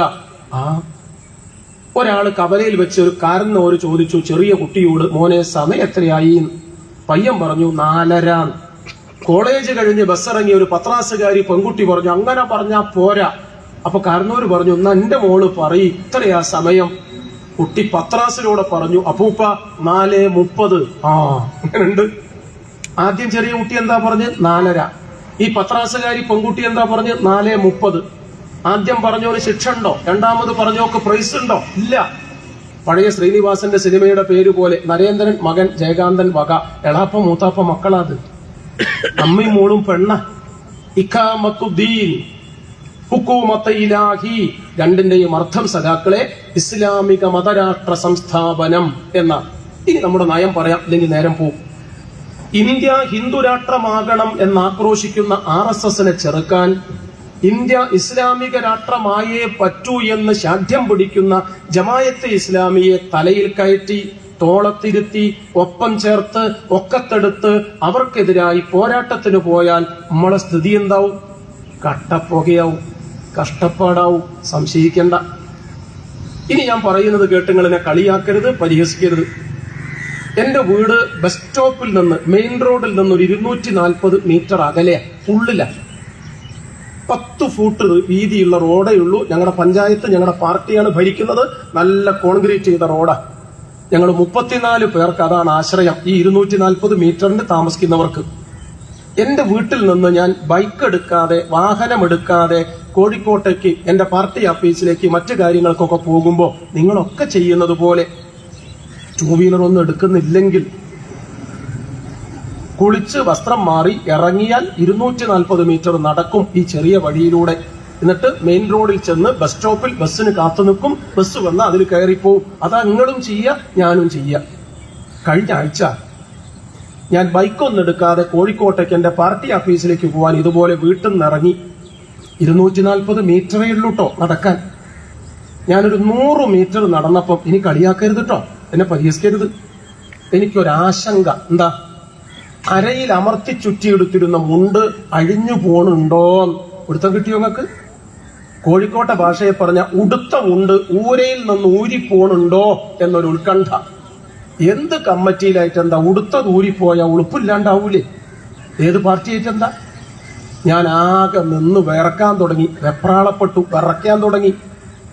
2 അടി കൂടി മുന്നോട്ട് വെച്ചാൽ മുണ്ടഴിഞ്ഞ് താഴെ വീഴും. ഞാൻ കുറവിലാവും, വഷളാവും, നാണം കെടും. ഞാൻ ഇടത്തോട്ടും വലത്തോട്ടും മുന്നോട്ടും പിന്നോട്ടും നോക്കി. എന്തിന്? കമ്മ്യൂണിസ്റ്റ് മാനിഫെസ്റ്റോന്റെ മലയാള പരിഭാഷ ഉണ്ടോ നോക്കാനാ? വീട്ടിലെന്താക്കാനാ? അല്ല. ഒരു കഷ്ണം ചൂടി, ഒരു കയറ്, എന്തെങ്കിലും ഒരു നാര്, പ്ലാസ്റ്റിക്കിന്റെ ഒരു കയറ് കിട്ടുമോ നോക്കാനാ. ഞങ്ങളോട് പറയാ, തൊഴിലുറപ്പുകാർ ഇവിടെ ഉണ്ടെന്ന് സഖാവ് സ്വാഗതം പറയുമ്പോൾ പറഞ്ഞു, ഹരിതകർമ്മസേന സഖാക്കളോട് എനിക്ക് ജീവിതത്തിൽ ഇത്ര ദേഷ്യം പിടിച്ച ദിവസം വേറെ ഇല്ല. എന്താണെന്നറിയോ? ആ വനിതാ സഖാക്കളൊക്കെ അടിച്ചു വൃത്തിയാക്കി എവിടെയോ കൊണ്ടുപോയി സൂക്ഷിച്ചിട്ടുണ്ട്. ഒരു കഷ്ണം പ്ലാസ്റ്റിക്കിന്റെ കയറ് കിട്ടാനില്ല റോട്ടില്. എനിക്ക് നട്ടഭ്രാന്ത് പിടിച്ചു. ഒരു ഉണ്ടായിരുന്നെങ്കിൽ അമർത്തിക്കെട്ട. ഞാൻ ആകെ നിന്ന് വയർക്കാൻ തുടങ്ങി. 2 അടി കൂടി മുന്നോട്ട് വെച്ചാ മുണ്ടുരിഞ്ഞു പോകും, ആകെ പ്രയാസവും. അപ്പോഴാണ് വലത്തെ ഭാഗത്ത് ജാനു എടുത്തിന്റെ വേലിന്റെ മേലെ 1 അടി മൂർക്കൻ ഇങ്ങനെ പോവുക. അതിനെ പിടിച്ച് ബെൽറ്റാക്കിയാലോ അമ്മ അങ്ങനെ ഉണ്ടാവും. പള്ളയ്ക്ക് കടി കിട്ടി നമ്മൾ വയ്യത്താവൂലേ? ആവൂ. വേണമെങ്കിൽ മൂർഖനെ എടുത്ത് ബെൽറ്റാക്കാം, മുണ്ട് മുറുക്കി ഉടുക്കാം, അഴിയാതെ അപമാനമില്ലാതെ രക്ഷപ്പെടാം. പാടുണ്ടോ? ഇല്ല. നിങ്ങൾക്ക് പിടുത്തം കിട്ടിയോ ഞാൻ പറഞ്ഞത്? എനിക്ക് പ്രസംഗിക്കാൻ അറിയാത്തോണ്ടാ അങ്ങനെ പറയുന്നത്. RSSനെ ചെറുക്കാൻ ജമായത്തെ ഇസ്ലാമി എന്ന ഇസ്ലാമിക തീവ്രവാദ പ്രസ്ഥാനത്തെ കൂട്ടുപിടിച്ചാൽ ഈ അനുഭവം ഉണ്ടാവും. ഇന്ന് 4 മണിക്ക് CPIM സംസ്ഥാന സെക്രട്ടറി സഖാവ് MP ഗോവിന്ദൻ മാസ്റ്റർ പത്രക്കാരോട് മുഖേന നാട്ടിലെ ജനങ്ങളോട് പറഞ്ഞത് ഈ വാക്യാണ്. CPIM RSSനെ എന്നതുപോലെ മുസ്ലിം തീവ്രവാദത്തെയും മതാന്ധവാദത്തെയും മടിയും മറയുമില്ലാതെ മുനമടങ്ങാതെ മൂർച്ച കുറയാതെ ഉശിരോടെ എതിർക്കുന്നുണ്ട്. 4 മണിക്ക് ഞാൻ ട്രെയിനിൽ വരുമ്പോ മൊബൈലിൽ നോക്കിയപ്പോൾ അത് കേട്ടതാ. ഇന്ത്യ രാജ്യത്തെ ഹിന്ദു തീവ്രവാദമാണോ മുസ്ലിം തീവ്രവാദമാണോ വലുത്? ഗോവിന്ദമാഷ വാക്ക് തന്നെ കടമെടുത്തു പറയാം, നമ്മുടെ പാർട്ടിയുടെ നിലപാടാണത്. ഹിന്ദു തീവ്രവാദമാണെന്നത് തീർച്ച, ഒരു സംശയവും വേണ്ട. എന്തുകൊണ്ട്? കേട്ടോളൂ. ഇന്ത്യ രാജ്യത്ത് RSS അധികാരത്തിലിരിക്കുന്ന പാർട്ടിയാണ്. മുസ്ലിം തീവ്രവാദമോ? ചാടിയാൽ മുട്ടോളം, പിന്നെ ചാടിയാൽ ചട്ടിയില്. ഒരു പഞ്ചായത്തിൽ പോലും കരപിടിക്കാത്ത, പച്ച തൊടാത്ത ഒരു തീവ്രവാദ പ്രസ്ഥാനത്തിന് RSSനോളം അപകടമുണ്ടെന്ന് വ്യാഖ്യാനിക്കുന്നത് വിഡ്ഢിത്തമാണ്. ഞങ്ങളെ കൂട്ടത്തിലില്ല. എന്നാൽ പ്രായോഗികമായി അത് ദാർശനികമാണ്, പ്രത്യയശാസ്ത്രപരമാണ്, അങ്ങനെയൊക്കെ പറയാം. RSSും ഇസ്ലാമിക തീവ്രവാദ പ്രസ്ഥാനങ്ങളും തൂക്കത്തിലും ആക്കത്തിലും കനത്തിലും വണ്ണത്തിലും നോക്കുമ്പോ RSS പ്രതിനിധാനം ചെയ്യുന്ന ഹിന്ദു മത തീവ്രവാദ നിലപാടു തന്നെയാണ് തുലോം അപകടം. അമ്പെ പരാജയപ്പെടുത്തേണ്ടത് ആദ്യ ഭാഗത്ത് അതു തന്നെയാണ്, ഒരു സംശയവും ഞങ്ങൾക്കില്ല. എന്നാൽ പ്രായോഗികമായി ഇസ്ലാമിക മത തീവ്രവാദവും ഹിന്ദു ഭീകരവാദവും തുല്യമല്ലേ? അതുകൊണ്ടാണ് സഖാവ് ഗോവിന്ദൻ മാഷ് പറഞ്ഞത് അടുത്ത വാചകത്തിൽ, ഇന്ത്യയുടെ രാഷ്ട്രീയ പശ്ചാത്തലത്തിൽ, കേരളത്തിന്റെ രാഷ്ട്രീയ പരിസരത്തിൽ ഞങ്ങൾ ഉറപ്പിച്ചു പറയുന്നു, ഞങ്ങൾക്കതിൽ അർത്ഥശങ്കക്കിടയില്ല, ആശയ വ്യക്തത കുറവില്ല, സ്ഫടികതുല്യ വ്യക്തതയോടെ ഞങ്ങൾ പറയുന്നു, 2 മത തീവ്രവാദവും മനുഷ്യനെതിരാണ് എന്ന്. മത തീവ്രവാദം ഹിന്ദു തീവ്രവാദമായാലും മുസ്ലിം തീവ്രവാദമായാലും ക്രിസ്ത്യൻ മതഭീകരതയായാലും മനുഷ്യനെതിരാണ്, മതത്തിനെതിരാണ്, ദൈവത്തിനെതിരാണ് എന്ന് കാണണം. വിശദാംശമൊന്നും ഞാൻ പറയുന്നില്ല. കമ്മ്യൂണിസ്റ്റുകാരോട് മതതീവ്രവാദികളുടെ മാളങ്ങളിൽ നിന്ന് മടിയില്ലാതെ പുലമ്പിക്കേൾക്കുന്ന ഒരു വിതണ്ഡവാദമുണ്ട്. അതെന്താ? നിരീശ്വരവാദികളായ നിർമ്മത പ്രസ്ഥാനക്കാരായ സ്വർഗ നരക പരലോക പുനർജന്മങ്ങളിൽ വിശ്വസിക്കില്ലെന്ന് വീമ്പു വിളമ്പുന്ന വൈരുദ്ധ്യാധിഷ്ഠിത ഭൗതികവാദത്തിന്റെ നിലപാടു തറയിലാണ് നെഞ്ചുവിരിച്ച് നിൽപ്പെന്ന് നകളിക്കുന്ന, അമ്പലത്തിൽ പോവാത്ത, പള്ളിയിൽ കയറാത്ത, മാമോദീസ മുക്കാത്ത, മഹറോൻ ചൊല്ലേണ്ടവരുടെ കൂട്ടത്തിൽപ്പെടുത്തേണ്ടെന്ന മാർക്സിസ്റ്റുകാര, നിങ്ങൾക്ക് മതത്തിൽ എന്തു കാര്യം? അതാണ് അവർ ചോദിക്കുന്നത്. ശരിയല്ലേ എന്ന് തോന്നും. അല്ല. എന്തുകൊണ്ടാ? കേട്ടോളൂ. CPIM സഖാക്കളെ ഒരു മതവിരുദ്ധ പാർട്ടിയല്ല. അടുത്ത വാചകം ഇതിനേക്കാൾ ഉറച്ച് മനസ്സിലേക്ക് കയറ്റി വെക്കണം. എന്താ അത്? CPIM ഒരു മതവിധേയ പാർട്ടിയുമല്ല. എന്താണ്? CPIM ഒരു മതവിരുദ്ധ പാർട്ടിയല്ല. CPIM ഒരു മതവിരുദ്ധ പാർട്ടിയല്ല എന്നതിന്റെ 10 മടങ്ങ് പ്രാധാന്യത്തോടെ ഉറക്കെ പറയണം. നാം ഒരു മതവിധേയ പാർട്ടിയുമല്ല. പിന്നെ എന്താണ്? CPIM ഇന്ത്യയിലെ ഏറ്റവും സക്രിയവും സചേതനവും സുസജ്ജവും സംഘടിതവും വിപുലവും വിശാലവുമായ അടയാളങ്ങൾ തികഞ്ഞ ലക്ഷണമൊത്ത മതനിരപേക്ഷ ജനാധിപത്യ വിപ്ലവ ബഹുജന പാർട്ടിയാണ് communist party of India, Marxist സഖാവ് കോടിയേരിയുടെ പാർട്ടി, ഈ ചെങ്കോടി പാർട്ടി. എന്താ മതനിരപേക്ഷ പ്രസ്ഥാനം എന്ന് പറഞ്ഞാൽ? എന്താ മതനിരപേക്ഷത എന്ന് പറഞ്ഞാൽ? മതത്തിനു രാഷ്ട്രീയം പാടില്ല, രാഷ്ട്രീയത്തിനു മതവും. തെറ്റിപ്പോണ്ട. രാഷ്ട്രീയത്തിനു മതം പാടില്ല, മതത്തിനു രാഷ്ട്രീയവും. സംശയമുണ്ടോ? സംശയിക്കരുത്. രാഷ്ട്രീയക്കാർക്ക് മതം പാടുണ്ടോ? ഉവ്വ്. രാഷ്ട്രീയത്തിന് മതം പാടുണ്ടോ? ഇല്ല. മതക്കാർക്ക് രാഷ്ട്രീയമാകാമോ? ആവോളം. രാഷ്ട്രീയത്തിന് മതമാകാമോ? പാടില്ല. ഇതാ നിലപാട്. ആകെ ബേജാറാവണ്ട, തലയിൽ പെരുപ്പ് കയറണ്ട. ഞാൻ പൊതുയോഗത്തിൽ പ്രസംഗിക്കുമ്പോൾ കുത്തുറാത്തീബ് എന്നാണ്, ഖത്തം ദുആ എന്നാണ്, കൊണ്ടോട്ടി നേർച്ച കഴിഞ്ഞോ, ഭരണങ്ങാനത്തെ പള്ളിപ്പെരുന്നാളിന് കൊടിയിറങ്ങിയോ, അർത്തുങ്കൽ പള്ളിയിലെ കൊടി കേറിയോ, ശബരിമലയിൽ നട തുറന്നോ, ഗുരുവായൂർ ഏകാദശി എന്നാണ്, ഇതൊന്നും പ്രസംഗിക്കരുത്. അത് നമ്മളെ പണിയല്ല. അത് പറയാൻ കരുത്തും കഴിവും അറിവും പ്രാവീണ്യവുമുള്ള അനവധി പേർ മലയാളത്തിന്റെ മതമഹാമണ്ഡലത്തിൽ ധാരാളമുണ്ട്. അവരത് നിർവഹിക്കട്ടെ. പാർട്ടിക്കാര് പറയേണ്ട കാര്യമല്ല അത്. അതുപോലെ പ്രധാനമാണ് മുസ്ലിം മതവിശ്വാസികളോട് വെള്ളിയാഴ്ച ജുമാ നിസ്കാരത്തിനെത്തുന്ന മുസ്ലിം മതവിശ്വാസികളോട് പള്ളിയിലെ കാളി മതപണ്ഡിതൻ മിമ്പറയിൽ മതപ്രസംഗ പീഠത്തിൽ കയറി നിന്ന് നടത്തേണ്ടത് കുത്തുബയാകണം, മതപ്രബോധനം. അല്ലാതെ കുറുപ്പംപടിയിലെ നാൽക്കവലയിൽ നാളെ 4 മണിക്ക് മുസ്ലിം ലീഗിന്റെ പ്രചരണ ജാഥ എത്തുന്നുണ്ട്, നേതാവിന്റെ കഴുത്തിൽ നേരത്തെ എത്തി നോട്ടുമാല ചാർത്തണമെന്ന് പള്ളിയിലെ മുക്രി പള്ളിക്കകത്ത് പുലമ്പരുത്. ഇതാണ് മതനിരപേക്ഷത. മറക്കരുത് കേട്ടോ. പാടില്ല പാർട്ടി വേദികളിൽ ആത്മീയ പ്രഘോഷണം. അരുത്. അരമിനിട്ട് പോലും ആരാധനാലയങ്ങൾക്കകത്ത് പാർട്ടികൾക്കു വേണ്ടിയുള്ള വോട്ട് പിടിത്തം. ഇതാണ് CPIM പറയുന്ന മതനിരപേക്ഷത. വിശദീകരിക്കുന്നില്ല ഞാൻ. മത തീവ്രവാദം മനുഷ്യനെതിരാണ്. എന്തുകൊണ്ട്? ഹിന്ദു തീവ്രവാദികൾ RSSന്റെ ശാഖയിൽ പഠിപ്പിക്കുന്നത് എന്താ? അരവിന്ദാക്ഷ നിനക്ക് അരി കിട്ടാത്തത് അബ്ദുറഹിമാൻ തിന്നാനുള്ളത് കൊണ്ടാണ്. എങ്ങനെയുണ്ട്? അവനെ കൊന്നാ മതിയെന്ന. ഇസ്ലാമിക തീവ്രവാദികൾ കരാട്ടെ ക്ലാസ്സിൽ പഠിപ്പിച്ചു കൊടുക്കുന്നത് എന്താ? മുസ്തഫ നിനക്ക് മുണ്ടു തികയാത്തത് മുകുന്ദന്മാർ മുണ്ടുടുക്കാനുള്ളത് കൊണ്ടാണ്, ഓനെ കൊന്ന ഞമ്മക്ക് ഉഷാറായിന്ന. മനസ്സിലാവുണ്ടോ? അരിയും തുണിയും പണിയും തികയാത്തത് അന്യമതക്കാരുള്ളത് കൊണ്ടാണ്. നമ്മൾ മാത്രമായിരുന്നെങ്കിൽ രണ്ടു കൂട്ടരും നമുക്കതൊക്കെ തികയുമായിരുന്നു.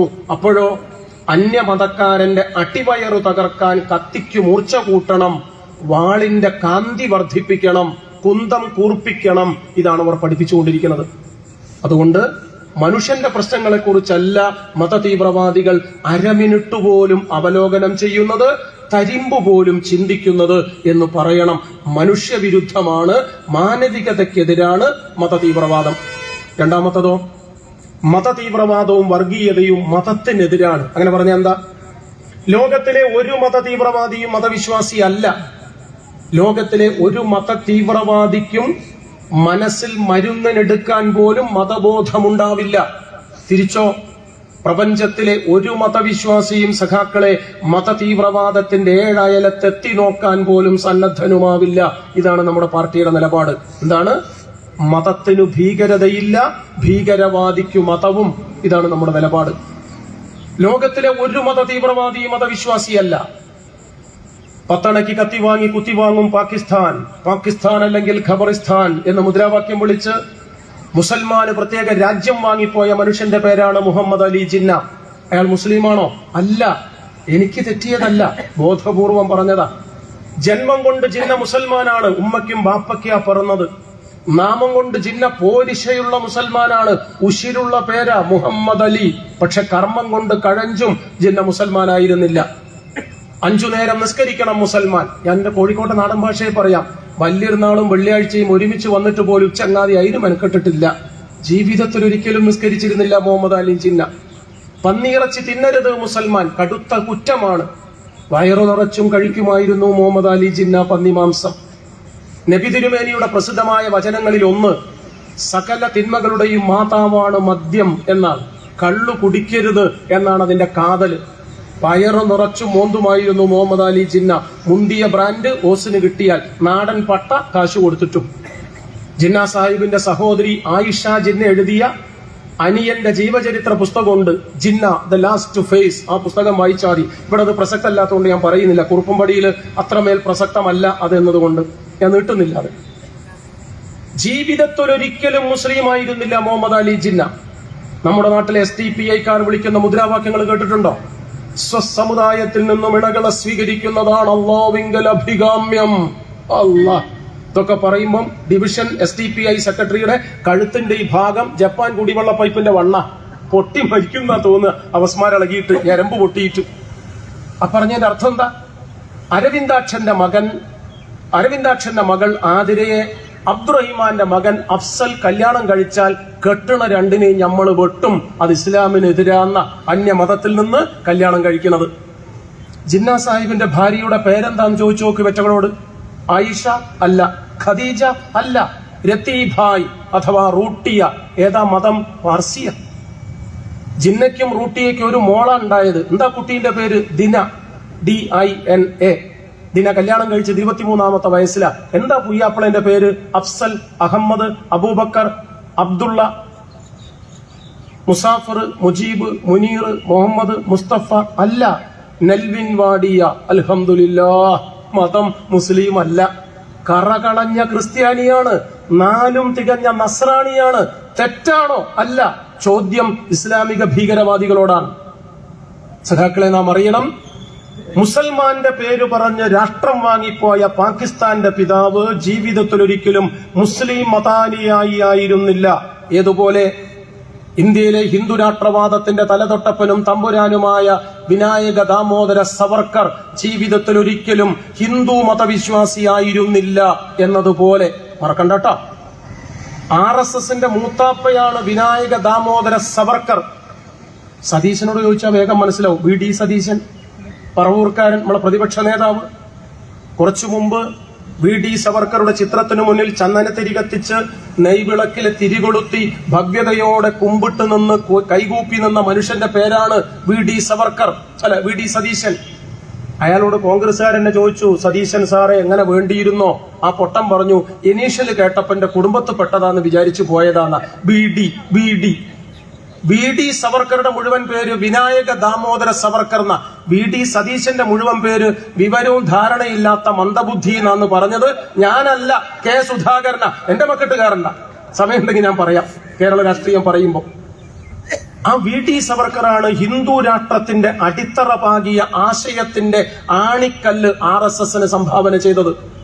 അയാളുടെ ഒരു പുസ്തകത്തിന്റെ പേര് ദ ഹിന്ദുത്വ എന്നാണ്. അയാൾ 3 കൊല്ലം കഴിഞ്ഞെഴുതിയ പുസ്തകത്തിന്റെ പേര് we or our nationhood defined, നാം അഥവാ നമ്മുടെ രാഷ്ട്രം നിർവചിക്കപ്പെടുന്നു എന്നാണ്. ആ പുസ്തകത്തിലാണ് ഇന്ത്യ അല്ല ഭാരതം ഹിന്ദു രാഷ്ട്രമായേ തീരൂ എന്ന് തീക്കാറ്റുപോലെ ശഠിക്കുന്നത്. ഞാൻ വിശദീകരിക്കുന്നില്ല. മുസ്ലിം രാഷ്ട്രം വാങ്ങിപ്പോയ മുഹമ്മദ് അലി ജിന്ന മുസൽമാനായിരുന്നില്ല. ഹിന്ദു രാഷ്ട്രവാദത്തിന്റെ തലതൊട്ടപ്പനും തമ്പുരാനുമായ VD സവർക്കർ ഹിന്ദു മതവിശ്വാസി പോലുമായിരുന്നില്ല. അതുകൊണ്ട് നമുക്ക് ആ ഭാഗം ഇങ്ങനെ ചുരുക്കാം. മതവിശ്വാസികൾക്ക് ഭീകരവാദിയാകാനാവില്ല, ഭീകരവാദിക്ക് മതവിശ്വാസിയും. ഇതാണ് മാർക്സിസ്റ്റ് പാർട്ടി കമ്മ്യൂണിസ്റ്റിന്റെ നിലപാട്. മറന്നുപോണ്ട. അടുത്ത കാര്യം എന്താ? മതതീവ്രവാദം, വർഗീയത മതത്തിനെതിരാണെന്ന് നാം കണ്ടു, മനുഷ്യനെതിരാണെന്ന് നാം മനസ്സിലാക്കി. സഖാക്കളെ, അവസാനമായി പറയാം, മതതീവ്രവാദം ദൈവനിഷേധപരമാണ്, ഈശ്വര വിരുദ്ധമാണ്. കേൾക്കുമ്പം അങ്ങനെ പെട്ടെന്ന് സ്വീകരിക്കാൻ തോന്നില്ല. ശരിയാണോ എന്ന് ആശങ്കപ്പെടും. സംശയിക്കേണ്ട, 100% ശരിയാണിത്. സഖാക്കളെ, നാം അറിയണം, മതതീവ്രവാദത്തോളം വർഗീയതയോളം ഈ പ്രപഞ്ചത്തിൽ ദൈവനിഷേധപരമായ മറ്റൊരു പ്രത്യയശാസ്ത്രമില്ല തന്നെ. ഉറപ്പിച്ചു പറഞ്ഞോളൂ. എന്തുകൊണ്ട്? ചുരുക്കി പറയാം, കേട്ടോളൂ. ലോകത്തിലെ എല്ലാ മതവിശ്വാസികളും വിശ്വസിക്കുന്നത് ദൈവമാണ് വലിയവൻ എന്നാണ്. എല്ലാ മതതീവ്രവാദികളും പക്ഷേ പുരപ്പുറത്ത് കയറി പെരുമ്പറയടിച്ച് പിശുക്കില്ലാതെ പുലമ്പിക്കൊണ്ടിരിക്കുന്നത് ദൈവം അപകടത്തിലാണ്, അങ്ങേരെ സംരക്ഷിക്കാൻ അരോഗദൃഢഗാത്രരും അഭ്യാസ പടുക്കളുമായ ലക്ഷക്കണക്കിന് അനുയായികളെ ഞങ്ങൾക്ക് വേണം എന്നാണ്. എങ്ങനെയുണ്ട്? ദൈവമാണ് വലുത് എന്ന് മതം, ദൈവത്തെ സംരക്ഷിക്കാൻ പടയാളികൾ വേണം എന്ന് മതതീവ്രവാദം. മനസ്സിലാവുണ്ടോ നിങ്ങൾക്ക്? മുസ്ലിങ്ങളുടെ പള്ളിയിൽ നിന്ന് 5 നേരം ഉയർന്നു കേൾക്കുന്നത് ബാങ്കാണ്. അല്ലാഹു അക്ബർ, അല്ലാഹു അക്ബർ. അതിന്റെ അർത്ഥം എന്താണെന്നറിയോ? പച്ച മലയാളം, പടച്ച തമ്പുരാനാണ് പരമപ്രധാനീന. കുഞ്ഞാലിക്കുട്ടി അക്ബർ എന്നു ബാങ്കുണ്ടോ? ഇല്ല. മൂപ്പര് മുടുക്കനല്ലേ? മുടുക്കനാന്ന് ഉറപ്പാ. കോഴിക്കോട്ടൊക്കെ വന്ന് ചോദിച്ചാൽ മതി. എളമരം കരീം അക്ബർ, പാലോളി മുഹമ്മദ് കുട്ടി അക്ബർ, മുഹമ്മദ് റിയാസ് അക്ബർ അങ്ങനെ വാങ്ങുണ്ടോ? ഇല്ല. അതെന്താ കാരണം? അങ്ങനെ വിളിക്കാൻ പാടില്ല. എന്തേ കാരണം? കേട്ടോളൂ. പരിശുദ്ധ ഖുർആൻ ലോകത്തിലെ മുസൽമാനോട് ആഹ്വാനം ചെയ്യുന്നു. പൂക്കളെ, പുഴുവിനെ, പൂമ്പാറ്റയെ, പൂവാടിയെ, മഞ്ചാടിക്കുരുവിനെ, മൺകൂനയെ, മഹാപർവ്വതങ്ങളെ, ആകാശവീഥിയെ, ആഴക്കടലിനെ, സകലതിനെയും സൃഷ്ടിച്ചത് പടച്ച തമ്പുരാനാകയാൽ പ്രാർത്ഥന സകലതും അല്ലാഹുവിങ്കലേക്കു മാത്രം. CPIM കേന്ദ്ര കമ്മിറ്റി പ്രമേയമല്ല, വിശുദ്ധ ഖുർആനാണ്. വായിച്ചോങ്ങള്. ഹിന്ദു മത തീവ്രവാദികൾ ഇതുപോലെ തന്നെയാ. എന്താ മുസ്ലിം തീവ്രവാദികൾ പറയണത്? അള്ളാനെ കാക്കാൻ അബ്ദുറഹിമാൻ കരാട്ടെ പഠിക്കണം, SDPIയിൽ ചേരണം എന്ന, പോപ്പുലർ ഫ്രണ്ടിൽ ചേരണം എന്നാണ്. മുസ്ലിം ഹിന്ദു തീവ്രവാദമോ? ഇങ്ങനെ തന്നെ. ഞാൻ എന്റെ നന്നേ ചെറുപ്പത്തിൽ അമ്മൂമ്മയുടെ മടിത്തട്ടിൽ പകുതി ഉറങ്ങിയിട്ടാണ് പുരാണം കേട്ട് പഠിച്ചത്. 8ാം ക്ലാസ് മുതൽ വായിച്ചു പഠിക്കാൻ തുടങ്ങി. അന്ന് മുതൽ SFI ആയി. അതാ കുഴപ്പം. കിടന്നു പഠിച്ച RSS ആവും, വായിച്ചു പഠിച്ച DYFI ആവും. പഠിച്ചോളിങ്ങള് മറന്നുകൊണ്ടാ. ഹിന്ദുക്കൾക്ക് പുരാണമുണ്ട്, രാമായണം. ഹിന്ദുക്കൾക്ക് ഇതിഹാസമുണ്ട്, മഹാഭാരതം. ഹിന്ദു മതവിശ്വാസികൾക്ക് 4 വേദങ്ങളുണ്ട്. ഋഗ്വേദം, സാമവേദം, അഥർവവേദം, യജുർവേദം, ചതുർവേദങ്ങൾ എന്നാ പറയുക. ഉപനിഷത്തുകൾ 108 എന്നാണ് ഡോക്ടർ രാധാകൃഷ്ണൻ. 10 പരിഗണിച്ചാൽ മതി പ്രാധാന്യത്തോടെ എന്ന് ഡോക്ടർ സുകുമാർ അഴീക്കോട്. നമ്മൾ തർക്കിക്കണ്ട. റേഷൻ കടയിൽ നിന്ന് കിട്ടുന്ന പഞ്ചാരന്റെ അളവൊന്നല്ലല്ലോ ഇത്. കുറച്ച് കുറഞ്ഞു പോയി, കുറച്ച് കൂടിപ്പോയി, നോ പ്രോബ്ലം. പുതിയ ചെറുപ്പക്കാരുടെ ഭാഷയിൽ പറഞ്ഞാൽ സീനില്ല, കുഴപ്പമില്ല. അങ്ങനെ ഉപപുരാണങ്ങൾ 18 ഹിന്ദുക്കൾക്ക്. ബ്രഹ്മപുരാണം, വിഷ്ണുപുരാണം, ശിവപുരാണം, വരുണപുരാണം, ഗരുഡപുരാണം, വായുപുരാണം, അഗ്നിപുരാണം എല്ലാം കൂടി പറഞ്ഞ രാവിലത്തെ ബസ്സിനെ പോകാനാവും. മാർക്കണ്ഡേയ പുരാണാണ് 18ാമത്തെ. മറക്കണ്ടട്ടോ. ഏതെങ്കിലും ഒരു പുരാണം. ഉപനിഷത്തുകൾ 108. ഈശോവാസം, കഠം, കേനം, മുണ്ടകം, മാണ്ഡൂക്യം, തൈത്തരീയം, ബൃഹദാരണ്യകം. ഓർമ്മയുള്ളതൊരു 40 എനിക്ക് തെറ്റാതെ പറയാൻ അറിയാം. ഞാൻ നീട്ടുന്നില്ല. അടുക്കി വെച്ചാൽ സഖാക്കളെ, നമ്മുടെ ഹിന്ദു മതവിശ്വാസികളുടെ പുസ്തകക്കൂട്ടിന്റെ അഗ്രം ആകാശത്തെ ചുംബിക്കും. അത്ര ഉണ്ടത്. നിരത്തിയോ പരത്തിയോ സൂക്ഷിക്കാൻ തീരുമാനിച്ചാൽ സപ്തസാഗര പരപ്പ് തികയാതെ വരും. അത്രമേൽ വിപുലവും വിശാലവുമാണ് ഹിന്ദു മതവിശ്വാസികളുടെ ആത്മീയ പുസ്തക സഞ്ചയം. എവിടെയെങ്കിലും പറയുന്നുണ്ടോ ദൈവം മോശാന്ന്? ഇല്ല. പിന്നെ എന്താ പറയണത് പുരാണത്തില്? അപൗരുഷേയൻ, അപരിമേയൻ, അപ്രമാദി, അനന്തൻ, സർവശക്തൻ, സർവജ്ഞൻ, സർവവ്യാപി, സർവകാരുണ്യവാൻ. ഇങ്ങനെയാണ് ഞാൻ പഠിച്ച ഹിന്ദു പുരാണങ്ങളെല്ലാം എന്നോട് പറഞ്ഞത്. ശിവപുരാണമുണ്ട്, 3ാമത്തതാ. ബ്രഹ്മ, വിഷ്ണു, അത് കഴിഞ്ഞാൽ പിന്നെ ശിവപുരാണം. ഞാൻ 2ാം വർഷം പ്രീ ഡിഗ്രിക്ക് പഠിക്കുമ്പോൾ 17ാമത്തെ വയസ്സിലാണ് ആദ്യമായിട്ട് ശിവപുരാണം വായിച്ചത്. 1123 ശ്ലോകമുണ്ട് സംസ്കൃതത്തിൽ എഴുതിയ ശിവപുരാണത്തിന്. 1ാമത്തെ ശ്ലോകം എന്താണെന്നറിയോ? ശിവം ഇതം പരമം. ഒടുക്കത്തെ ശ്ലോകം എന്താ അറിയോ? ശിവമിതം പരമം. എന്താ അതിന്റെ അർത്ഥം? ശിവൻ എണീക്കാൻ വയ്യാന്ന അല്ല, ശിവനാണ് പരമപ്രധാനി എന്ന. ചുടലഭസ്മധാരിയായ ശിവൻ, പുലിത്തോലുകൊണ്ട് വസ്ത്രം ധരിക്കുന്ന ശിവൻ, കൊടിയ വിഷം ചീറ്റുന്ന ഭീകര സർപ്പത്തെ കണ്ഠാഭരണമാക്കി മാറ്റാൻ കരുത്തു കാണിച്ച ഭഗവാൻ ശിവൻ. 3ാം തൃക്കണ്ണ് അരമിനിട്ട് തുറന്നാൽ അണ്ടകടാഹങ്ങളെയും 14 ലോകങ്ങളെയും കത്തിച്ചു ചാമ്പലായി ചാരം കൈവെള്ളയിലെടുത്ത് രുദ്രതാണ്ഡവം നടത്താൻ കഴിയുന്ന കാശി വിശ്വനാഥൻ, വാരാണസിയുടെ അധിപൻ, മഹേശ്വരൻ, മരണദേവൻ, സംഹാരേശ്വരൻ, സമുജ്വലൻ, സമൂർത്തൻ. ഇങ്ങനെയൊക്കെയാണ് ഭഗവാൻ ശിവനെ കുറിച്ച് ഞാൻ പഠിച്ച പുരാണത്തെ പറയണത്. പക്ഷെ RSS എന്താ പറയണത്? ശിവൻ എഴുന്നേക്കാൻ വയ്യ, കാൽമുട്ടിന് കുഴപ്പമാണ്, ഡിസ്കിന് കംപ്ലൈന്റ് ആണ്, കഴുത്തിന്റെ ഞരമ്പ് പൊട്ടിപ്പോയിട്ടുണ്ട്, അതുകൊണ്ടോ എടുക്ക് കൊടുകാള് ചേര് ശിവസേനയിൽ നിന്ന്.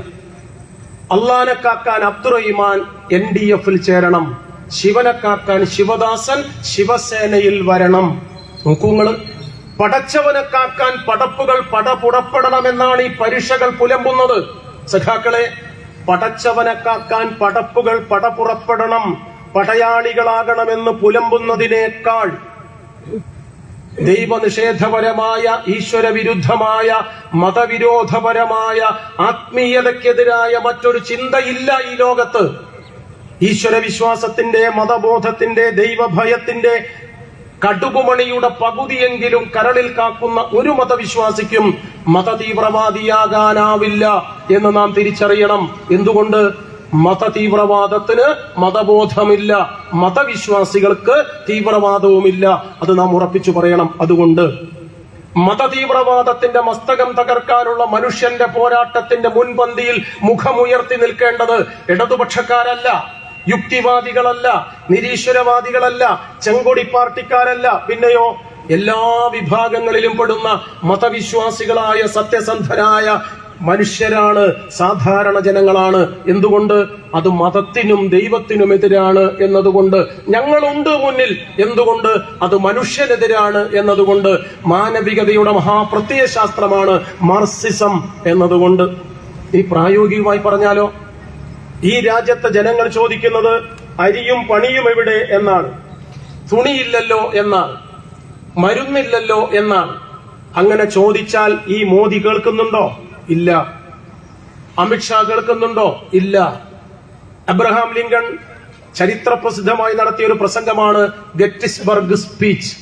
ആ പ്രസംഗത്തെ ഉദ്ധരിച്ചിട്ടാണ് നാം ക്ലാസുകളിൽ കുട്ടികളെ പഠിപ്പിക്കുന്നത്. ജനാധിപത്യത്തിന്റെ മഹോന്നതമായ ഉപമ. For the people, by the people, of the people. അതാണ് ലിങ്കൺ പ്രസംഗിച്ചത്. മോദി അത് തന്നെയാ ചെയ്യുന്നത്. ബൈ ദ പീപ്പിൾ, ജനങ്ങളെ വിലക്കെടുത്ത്. ഓഫ് ദ പീപ്പിൾ, ജനങ്ങളെ ഓഫാക്കിയിട്ട്. ഫോർ ദ പീപ്പിൾ, നാലാക്ക് വേണ്ടിയിട്ട്. ആരാ? മോദി, അമിത്ഷാ, അദാനി, അംബാനി. ഇതാണ് ഇന്ത്യ രാജ്യത്തെ ഭരണം. വിശദീകരിച്ചാൽ നേരം പോവും. അതുകൊണ്ട് ഈ ഭരണത്തിനെതിരായി ജനങ്ങൾ ചോദിക്കുന്നു, ഞങ്ങൾക്ക് അരി വേണം, തുണി വേണം, പണി വേണം, മരുന്ന് വേണം. മോദിക്ക് കൊടുക്കാൻ കഴിയോ? ഇല്ല. അപ്പോഴോ കയ്യിൽ കിട്ടുന്ന ആയുധങ്ങളും കണ്ണിൽ കത്തുന്ന അഗ്നിയുമായി അധികാരി വർഗത്തിന്റെ അരമന ചുവരുകളിൽ സ്വന്തം ഹൃദയരക്തം കൊണ്ട് വിമോചനത്തിന്റെ ഇങ്കുലാബ് എഴുതി വെക്കാൻ അശരണ ലക്ഷങ്ങൾ അലകടൽ കണക്കെ അലറിയാർത്ത് അരമനകൾ ലക്ഷ്യമാക്കി മുന്നോട്ട് വരും. അങ്ങനെ വന്നാലോ കനകസിംഹാസനങ്ങൾ കടലെടുക്കും, കൊട്ടാരക്കെട്ടുകൾക്ക് വിള്ളലുണ്ടാകും, രാജാവ് വിയർക്കും, തമ്പുരാട്ടി വിറയ്ക്കും. അതുണ്ടാകാൻ ഭരണാധികാരികൾക്ക് ഇഷ്ടമല്ല. അതുകൊണ്ടോ അവരതിനെ ചെറുക്കും. ചെറുക്കാൻ രണ്ട് മാർഗം. കമ്മ്യൂണിസ്റ്റുകാരുടെ ഇത്തിരി കടുകട്ടി ഭാഷയിൽ പറഞ്ഞാൽ, ഒന്ന്, ഭരണകൂടത്തിന്റെ മർദ്ദനോപാധികൾ പറഞ്ഞാൽ കുറച്ച് കുഴപ്പ. പോലീസ്, പട്ടാളം, ലാത്തി, തോക്ക്, കള്ളക്കേസ്, കൈച്ചങ്ങല, കഴുമരം, കൽത്തുറുങ്ക്, ഇതിനൊക്കെയാണ് സഖാവ് കോടിയേരിയുടെ പാർട്ടി പ്രത്യയശാസ്ത്രപരമായി വിളിക്കുന്നത് ഭരണകൂടത്തിന്റെ മർദ്ദനോപാധികൾ. അരി ചോദിക്കുന്നവന്റെ നടുപൊളിക്കും, ശരി പറയുന്നവന്റെ ശിരസറുക്കും, സത്യത്തിന്റെ ശവമടക്കം നടത്തും, ആലോചനകൾ അരുതെന്ന് ആക്രോശിക്കും, സംവാദങ്ങളെ സ്തംഭിപ്പിക്കും. അതാണ് പറഞ്ഞതിന്റെ അർത്ഥം. അതിന് കുറച്ച് ബുദ്ധിമുട്ടുണ്ട്. എന്താ കാര്യം? വെടിവെപ്പും അടിയും തൊഴിയും കൈച്ചങ്ങലയും കൽത്തുറുങ്കും കള്ളക്കേസും ഇത്തിരി തീയും പുകയും തിക്കും മുട്ടും ബഹളവും ഒക്കെ ഉണ്ടാവുമല്ലോ. അതിനേക്കാൾ എളുപ്പമുള്ള ഒരു മാർഗമുണ്ട്. അതെന്താ? കല്യാണിയും ഖദീജയും കത്രീനയും ഔസേപ്പും ഒരുമിച്ച് നിൽക്കരുത്. മതത്തിന്റെ മതിലുകളാൽ അവരെ ഭിന്നിപ്പിക്കുക, വർഗീയതയുടെ വേലിക്കെട്ടുകളാൽ അവരെ വേർതിരിക്കുക. ഈ രാഷ്ട്രീയ ശൃഗാല ബുദ്ധിയാണ്, കുറുക്കൻ കൗശലമാണ് ഹിന്ദു മത തീവ്രവാദികൾ പ്രയോഗിക്കുന്നത്. ഭരണകൂടത്തിന്റെ എച്ചിൽപ്പട്ടികളായി അവർ നാട്ടുകാരെ അധപ്പതിപ്പിച്ചുകൊണ്ടിരിക്കുന്നു, തെറ്റിദ്ധരിപ്പിച്ചുകൊണ്ടിരിക്കുന്നു. അതുകൊണ്ടാണ് CPIM പറയുന്നത്, മത തീവ്രവാദത്തിനെതിരായ സമരം, വർഗീയതയ്ക്കെതിരായ പോരാട്ടം ഊഞ്ഞാലാടിക്കൊണ്ടിരിക്കുമ്പോൾ പറയാനുള്ള മാഞ്ഞാല വർത്തമാനമല്ല, വിശ്രമവേളയിലെ വിനോദ പ്രവർത്തനമല്ല. പിന്നെയോ ഊക്കുചോരാത്ത, ഉശിരു തീരാത്ത, മുനമടങ്ങാത്ത, മൂർച്ച കുറയാത്ത, ഉള്ളടക്കം നഷ്ടപ്പെടാത്ത സ്വാതന്ത്ര്യത്തിന്റെ രാഷ്ട്രീയാകാശങ്ങളിലേക്ക്, സാർവദേശീയതയുടെ വിഹായസിലേക്ക് പ്രാദേശിക പ്രതലത്തിൽ നിന്ന് സക്രിയമായും സയുക്തികമായും സമരോത്സുകമായും വിടർന്നു വിന്യസിക്കേണ്ടുന്ന, ഉഷാറായി ഉരുവം കൊള്ളേണ്ടുന്ന ഒരു രാഷ്ട്രീയ പ്രയോഗമാണ് കമ്മ്യൂണിസ്റ്റുകാർക്ക് വർഗീയതയ്ക്കെതിരെയുള്ള പോരാട്ടം. കേവലമായ പിത്തലാട്ട പ്രസംഗമല്ല എന്ന് ഞങ്ങൾ പറയുന്നത്. അതുകൊണ്ടോ വർഗീയതയ്ക്കെതിരായ പോരാട്ടം സാമ്രാജ്യത്വത്തിനെതിരായ പോരാട്ടമാണ്. വർഗീയതയ്ക്കെതിരായ പോരാട്ടം ഭരണകൂടത്തിന്റെ അഴിമതികൾക്കും അരുതായ്മകൾക്കും ആസുരതകൾക്കും നെറികേടുകൾക്കും വൃത്തികേടുകൾക്കുമെതിരെയുള്ള പോരാട്ടമാണ്. അതിനെ കണ്ണി ചേർത്തു വേണം രാഷ്ട്രീയ മുന്നേറ്റങ്ങൾ നടത്താൻ, സമരങ്ങൾ സംഘടിപ്പിക്കാൻ എന്ന് CPIM കരുതുന്നു. ഞാൻ ചുരുക്കി പറയാം, മത തീവ്രവാദം ഇസ്ലാമികവും ഹൈന്ദവവും ക്രൈസ്തവവും എന്നില്ല, ഭേദാഭേദങ്ങളില്ല എന്ന് നാം കണ്ടു. ഹിന്ദു തീവ്രവാദത്തെ എതിർക്കാൻ ഞങ്ങൾക്ക് കരുത്തുണ്ട്. RSS ആകുന്ന കാളക്കൂറ്റനെ കുറ്റിയിൽ കെട്ടി പല്ലു പറിക്കാൻ, കൊമ്പ് കൊഴിക്കാൻ ഞങ്ങൾക്ക് കരുത്തുണ്ട്. ആരാ പറയണത്? SDPI. എന്തെല്ലാം പ്രസ്ഥാനങ്ങളാ നമ്മുടെ നാട്ടില്. ഹിന്ദുവിനെ നന്നാക്കാൻ ഒരു 25 പ്രസ്ഥാനം, RSS, വിശ്വ ഹിന്ദു പരിഷത്ത്, വിശാല ഹിന്ദു പരിഷത്ത്, വനവാസി കല്യാണ മണ്ഡൽ, ദുർഗാ വാഹിനി, പിന്നെ ഒരു HIV എന്ന് പറഞ്ഞാൽ സൂക്കടല്ല കേട്ടോ. ശശികല ടീച്ചറുടെ പ്രസ്ഥാനത്തിന്റെ പേരാ HIV. നല്ല പേരാ. ഹിന്ദു ഐക്യവേദി, കാക്കണം, നല്ല പേരാ. ഇന്ത്യ രാജ്യത്തെ ഹിന്ദുക്കളെ സംരക്ഷിക്കാനാണത്. അപ്പൊ മറ്റൊരു വെറുതെ ഇരിക്കോ? ഇല്ല. ഉടുത്ത പ്രാന്തന് ഉടുക്കാത്ത പ്രാന്ത്. ഇസ്ലാമിനെ സംരക്ഷിക്കാൻ അതാരാ? ജയ്ഷെ മുഹമ്മദ്, ലഷ്കർ ഇ ത്വയ്യിബ, അൽ ഖൈദ, അൽ ഉമ്മ, അൽ ബാപ്പ, അൽ എളാപ്പ, അൽ മൂത്താപ്പ, അങ്ങനെയൊക്കെ തുടങ്ങിയിട്ട് കുറെ പ്രസ്ഥാനങ്ങൾ. കേരളത്തിലേക്ക് വന്നാലോ SDPI, NDF, popular front of India. Front ഇപ്പല്ല, നിരോധിച്ചുകൊണ്ട് ദൈവം കാത്തിട്ട് വർഷാപ്പില, ബാക്ക് എപ്പൊള്ളൂ.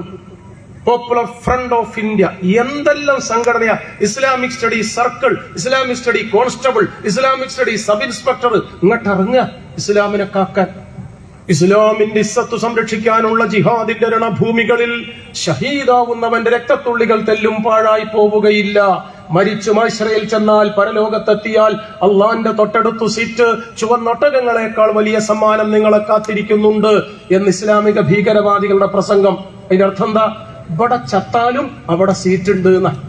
ഇഹലോക ജീവിതം ക്ഷണികമാണെന്നും പരലോക ജീവിതമാണ് പരമപ്രധാനമെന്നും ധരിക്കുന്ന ലക്ഷക്കണക്കിന് മുസ്ലിം മതവിശ്വാസികളെ, ദൈവഭയമുള്ള, അള്ളാവിനോട് ആരാധനയുള്ള, മതബോധമുള്ള ലക്ഷക്കണക്കിന് മുസ്ലിം ചെറുപ്പക്കാരെ വിളക്കിനടുത്തേക്ക് ഈയാമ്പാറ്റകളെ എന്നതുപോലെ അടുപ്പിച്ചു നിർത്തി ചിറകു കത്തിച്ച് കരിച്ച് ചാമ്പലാക്കി കളയുന്ന കവലത്തെണ്ടിത്തര ശാസ്ത്രത്തിന്റെ പേരാണ് ഇസ്ലാമിക മത തീവ്രവാദം എന്ന് നാം തിരിച്ചറിയണം. ഇവിടെ അതില്ലാത്തതുകൊണ്ട് ഞാൻ വിശദീകരിക്കുന്നില്ല. ഇസ്ലാമിക മത തീവ്രവാദത്തിന് ആളും അർത്ഥവും പ്രചോദനവും പ്രേരണയും നൽകുന്നത് ജമാഅത്തെ ഇസ്ലാമി എന്ന ആഗോള മത തീവ്രവാദ പ്രസ്ഥാനമാണ് എന്നറിയണം. അബുൽ ഔല മൗദൂദി, സയ്യിദ് ഖുത്ബ്, ഹസനുൽ ബന്ന, യൂസുഫുൽ കർലാവി എന്നീ അഖില ലോക പണ്ഡിതന്മാരുടെ പ്രത്യയശാസ്ത്ര പ്രചാരണ പ്രവർത്തനങ്ങളിൽ അമർന്നു നിന്ന് ആയുധമെടുത്ത് ഇന്ത്യയെ ഇസ്ലാമിക രാഷ്ട്രമാക്കണമെന്ന് ആഗ്രഹിക്കുന്ന സകല മത തീവ്രവാദ ഇസ്ലാമിക ഭീകരവാദ പ്രസ്ഥാനങ്ങൾക്കും ആശയപരമായ അടിത്തറ പണിയുന്ന ആസുരതയുടെ ആകാശത്തിന്റെ സൂക്ഷിപ്പുകാരാണ് ഇന്ത്യൻ ജമാഅത്തെ ഇസ്ലാമി എന്ന് നാം മടികൂടാതെ പറയണം. മുസ്ലിം തീവ്രവാദികൾ ഉള്ളിടത്തും ഇല്ലാത്തിടത്തും നാം വിശദീകരിക്കണം. ഞാനതിന്റെ വിശദാംശങ്ങളിലേക്ക് ഒന്നും കടക്കുന്നില്ല. കഴിഞ്ഞ ദിവസം കുറച്ചു മുമ്പ് ശിവഗിരിയിലെ ഒരു പ്രസംഗത്തിൽ പങ്കെടുത്ത് സഖാവ് പിണറായി വിജയൻ പറഞ്ഞു, ഷർട്ടിട്ട് അമ്പലത്തിൽ കയറാൻ അനുവദിക്കുമെന്ന ശിവഗിരി മഠാധിപതിയുടെ പ്രസ്താവന ഞങ്ങൾ സ്വാഗതം ചെയ്യുന്നു. ശ്രദ്ധിച്ചു കേൾക്കണേ. കുപ്പായം ധരിച്ച് അമ്പലത്തിനകത്തു കയറാൻ ഞങ്ങളുടെ ക്ഷേത്രങ്ങളിൽ അനുമതി കൊടുക്കാൻ പോവുകയാണ് എന്ന് ശിവഗിരി മഠാധിപതി പറഞ്ഞതിന് പ്രതികരണമായി അതേ വേദിയിലാണ് സഖാവ് പിണറായി പറഞ്ഞത്, ഷർട്ടിട്ട് അമ്പലത്തിൽ കയറാൻ സമ്മതിക്കുമെന്ന താങ്കളുടെ നിലപാടിനെ ഞങ്ങൾ സ്വാഗതം ചെയ്യുന്നു. എന്തെല്ലാം പുകിലും പുക്കാറും ഉണ്ടായത്. പറഞ്ഞത് സ്വാമിയ, പിന്തുണച്ചിട്ടേയുള്ളൂ പിണറായി വിജയൻ. പിണറായി വിജയന്റെ മെക്കട്ട പുല്ലും പുലയാട്ടും പുലഭ്യവും. പെറ്റ തള്ളക്ക് ബേജാറില്ല, പോറ്റിയ മുത്താച്ചിക്കാ തല്ല്. നിങ്ങൾ ആലോചിച്ച് നോക്ക്. എന്താ നമ്മുടെ നിലപാട്? സനാതന ധർമ്മത്തെ കമ്മ്യൂണിസ്റ്റുകാർ എതിർക്കുന്നു. അത് ഹിന്ദു മതവിശ്വാസികളായ കമ്മ്യൂണിസ്റ്റുകാർക്കിടയിൽ RSSകാർ നടത്തുന്ന പ്രചരണം. അതുകൊണ്ടാണ് ഞാനിത് പറയുന്നത്. സനാതന ധർമ്മത്തെ കമ്മ്യൂണിസ്റ്റുകാർ എതിർക്കുന്നുണ്ടോ? ഉണ്ട്. എന്താ കാരണം? സനാതന ധർമ്മം എന്ന് പറഞ്ഞാൽ അമ്പലത്ത് പോവുക, പ്രാർത്ഥിക്കുക, നോമ്പെടുക്കുക, ഭണ്ഡാരത്തിൽ പണം നിക്ഷേപിക്കുക, കാണിക്ക വഞ്ചിയിൽ പ്രസാദം സ്വീകരിക്കുക, വ്രതമെടുക്കുക, അതല്ലേ അല്ല എന്നറിയണം. പിന്നെയോ സനാതന ധർമ്മം എന്നാൽ ചാതുർവർണ്ണ്യത്തിൽ അധിഷ്ഠിതമാണ് എന്ന് നാം അറിയണം. ചാതുർവർണ്ണ്യം എന്ന് പറഞ്ഞാൽ പാവപ്പെട്ടവനെയും അടിയാളനെയും അടിത്തട്ടിലേക്ക് ചവിട്ടിത്താഴ്ത്തുന്ന സവർണാധിപത്യത്തിന്റെ തെമ്മാടിത്തമാണ് എന്ന് നാം തിരിച്ചറിയണം. വിശദാംശങ്ങളൊന്നും പറയാൻ ഞാനില്ല. വിരാട പുരുഷ സങ്കല്പ സൂക്തം എന്ന് പറഞ്ഞൊരു ശ്ലോകം ഉണ്ട് സംസ്കൃതത്തിൽ. ബ്രാഹ്മണോസ്യ മുഖമാസീത് എന്നാ തുടങ്ങുക. ബ്രഹ്മാവിന്റെ മുഖത്ത് നിന്ന് ബ്രാഹ്മണരും, കൈകളിൽ നിന്ന് ക്ഷത്രിയരും, തുടകളിൽ നിന്ന് വൈശ്യരും, കാലിന്റെ അടിയിൽ നിന്ന് ശൂദ്രരും ഉണ്ടായി എന്നാണ് ആ സംസ്കൃത വാക്യത്തിന്റെ അർത്ഥം. BJPക്കാർ ഞങ്ങളോട് ചോദിച്ചു, ബ്രഹ്മാവിന്റെ എവിടുന്ന് ഉണ്ടായാൽ എന്താ? ബ്രഹ്മദേവൻ ദൈവമല്ലേ, അതിനിപ്പോ എന്താ കുഴപ്പം?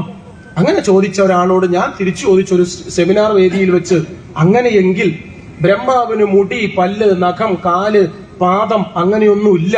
ബ്രഹ്മാവ് മൊത്തത്തിലുള്ള ദൈവമല്ലേ? ശരിയാണല്ലോ. എങ്കിൽ പിന്നെ ബ്രഹ്മാവിന്റെ കാലിന്റെ അടിയിൽ നിന്നുണ്ടായാൽ അത് പുണ്യല്ലേ? അതെയല്ലോ. എങ്കിൽ പിന്നെ എന്തിനാ ബേജാറാവണത്?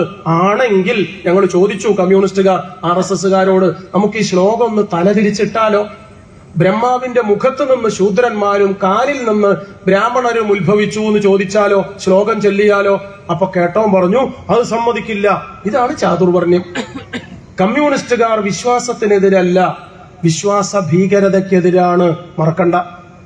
കുറച്ചു മുമ്പല്ലേ ശബരിമലയിൽ സ്ത്രീകൾ കയറാമോ എന്നതിനെ കുറിച്ച് വിവാദം ഉണ്ടായത്? ആ വിവാദത്തെ കുറിച്ചൊന്നും ഞങ്ങൾ പ്രതികരിക്കുന്നില്ല. അന്ന് ലക്ഷക്കണക്കിന് സ്ത്രീകളെ കസവു സാരി ചുറ്റിച്ച് ചന്ദനക്കുറി ചാർത്തി തെരുവിൽ ഘോഷയാത്ര നടത്തി. അല്ല, നാമജപ ഘോഷയാത്ര. ആര്? RSSകാര്. കോഴിക്കോട്ട് നഗരത്തിൽ നടന്ന നാമജപ ഘോഷയാത്രയിൽ കേട്ടൊരു മുദ്രാവാക്യം, അല്ല, ഒരു ഗീതം, ഒരു ശ്ലോകം, ഒരു നാമം ഞാൻ നിങ്ങളെ ശ്രദ്ധയിൽപ്പെടുത്താം. ഒറ്റക്കയ്യൻ ജയരാജ നിന്റെ മറ്റേ കയ്യും ഞങ്ങൾ എടുക്കും, പിണറായി വിജയ തെമ്മാടി നിന്നെ പിന്നെ കണ്ടോള. നല്ല നാമം. ഇങ്ങനുണ്ട്. ഞാൻ എന്റെ അമ്മൂമ്മ പറഞ്ഞിട്ടാണ് വളരെ ചെറുപ്പത്തിൽ സന്ധ്യാനേരത്ത് തിരികത്തിച്ച് തെളിയിച്ച വിളക്കിന് മുന്നിലിരുന്ന് നാമം ജപിച്ചു പഠിച്ചത്. ഓം നമഃശിവായ, അച്യുതായ നമ, ആനന്ദായ നമ, വിഷ്ണുവേ ഹരി, ഇങ്ങനെയൊക്കെ പഠിച്ചത് അവിടുന്ന്. എവിടെയും ഞാൻ കേട്ടില്ല ജാതി തെമ്മാടിത്തം. എന്താ നാമം എന്ന് പറഞ്ഞാൽ? ദൈവങ്ങളെ ചൊല്ലി വിളിക്കുമ്പോൾ ബഹുമാനത്തോട് അപ്പുറത്തും ഇപ്പുറത്തും ചേർക്കുന്ന ഉപചാരവാക്യമാണ് നാമം. ഇപ്പൊ മന്ത്രിമാരൊക്കെ പോകുമ്പോ മുന്നിലും പിന്നിലും പോലീസ് വണ്ടി കണ്ടിട്ടില്ലേ? വലിയ വലിയ ആളുകൾ പോകുമ്പോ അങ്ങനെയാ. അതുപോലെ ദൈവത്തെ വിളിക്കുമ്പോൾ കൃഷ്ണ എന്ന് വിളിച്ചുകൂടാ, ശിവ എന്ന് വിളിച്ചുകൂടാ, നാരായണ എന്ന് വിളിച്ചുകൂടാ. പെയിന്റിന്റെ പണിക്ക് പോണ ആളങ്ങനെ വിളിക്കാം, നമ്മളെയൊക്കെ അങ്ങനെ വിളിക്കാം. ഓം നമഃശിവായ അങ്ങനെ വിളിച്ചൂടും. ഓം നമോ നാരായണായ നമ അങ്ങനെ പറയാവൂ. അങ്ങനെയാ. ഓം നമഃശിവായ ഒരു നാമാണ്. ഓം നമോ നാരായണായ നമ അതൊരു നാമാണ്. നിങ്ങൾ എവിടെയെങ്കിലും കേട്ടിട്ടുണ്ടോ ഓം എരപ്പത്തൊടി കുറ്റിച്ചൂലം കണ്ടി കല്യാണിക്കുട്ടിയായ നമ അങ്ങനെ നാമുണ്ടോ? ഇല്ല. ചേറ്റത്തരാത്. വിശ്വാസത്തെ രാഷ്ട്രീയത്തിന്റെ തൊഴുത്തിൽ കൊണ്ടുപോയി കുറുക്കിക്കെട്ടി മുട്ടിക്കറക്കുന്ന കുടിലതയുടെ പേരാണ് വർഗീയത. അത് നാം തിരിച്ചറിയണം. RSSകാർ നാമജപ ഘോഷയാത്ര നടത്തിയത് ഹിന്ദുവിന്റെ പേര് പറഞ്ഞിട്ടാ, RSSന്റെ പേര് പറഞ്ഞിട്ടല്ല.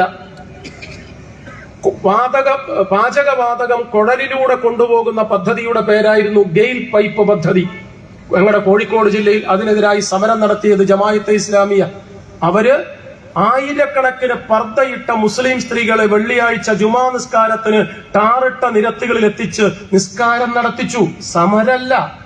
ജമാഅത്തെ ഇസ്ലാമി പർദ്ദയിട്ട മുസ്ലിം സ്ത്രീകളെ ടാറിട്ട നിരത്തുകളിൽ വെള്ളിയാഴ്ച ജുമാ നിസ്കാരത്തിന് എത്തിച്ചതും നാമജപ ഘോഷയാത്രയുടെ പേരിൽ RSSന്റെ തെമ്മാടിക്കൂട്ടം കസവു സാരി ചുറ്റിയുടുത്ത ചന്ദനക്കുറി നീട്ടിവരച്ച കുലസ്ത്രീകളിൽ ലക്ഷക്കണക്കിനു പേരെ തെരുവുകളെ അലങ്കോലമാക്കാൻ ആനയിച്ചു കൊണ്ടുവന്നതും ഒരേ നാണയത്തിന്റെ ഇരുവശങ്ങളാണ്. സഖാവ് ഗോവിന്ദ മാഷ് പറഞ്ഞത് കടമെടുത്തു പറഞ്ഞാൽ ഇതാ ഞങ്ങൾ പറഞ്ഞത്. മതതീവ്രവാദം വിശ്വാസത്തെ ശാസ്ത്രീയമായല്ല രാഷ്ട്രീയമായാണ് ഉപയോഗപ്പെടുത്തുന്നത്. ഇപ്പോ നാമജപ ഘോഷയാത്ര, ഞാൻ നേരത്തെ പറഞ്ഞ ജമാഅത്തെ ഇസ്ലാമിയുടെ മതത്തെ ഉപയോഗപ്പെടുത്തുന്ന കുറുക്കൻ കൗശലം, ഈ നിലപാടുകൾക്കെല്ലാം എതിരായി നാം സംസാരിച്ചാൽ, പ്രവർത്തിച്ചാൽ, പ്രതികരിച്ചാൽ അവരെന്താ പറയാ? നിങ്ങൾക്ക് മതവിശ്വാസം ഇല്ലാത്തവരാണ്, നിങ്ങൾ നിരീശ്വരവാദികളാണ്, അവിശ്വാസികൾക്ക് മതത്തിൽ എന്ത് കാര്യം? അതാണ് അവർ ചോദിക്കുക. ഞാൻ ഒറ്റ കാര്യം പറയാം. ദൈവവിശ്വാസികളുടെ ഭാഷയിൽ പറഞ്ഞാൽ എല്ലാ മതങ്ങളുടെയും ശാസ്ത്രത്തെ കൃത്യമായി, എല്ലാ മതങ്ങളുടെയും സിദ്ധാന്തത്തെ ആറ്റിക്കുറുക്കി 3 വാക്യമാക്കിയാൽ, 2 വാചകമാക്കിയാൽ ഇതിങ്ങനെ പറയാം: മനുഷ്യൻ നിലവിളിയാണെങ്കിൽ ദൈവം തലോടലാണ്. അതാണ് എല്ലാ മതങ്ങളും പറയുന്നത്. മനുഷ്യൻ നിലവിളിയാണെങ്കിൽ ദൈവം തലോടലാണ്.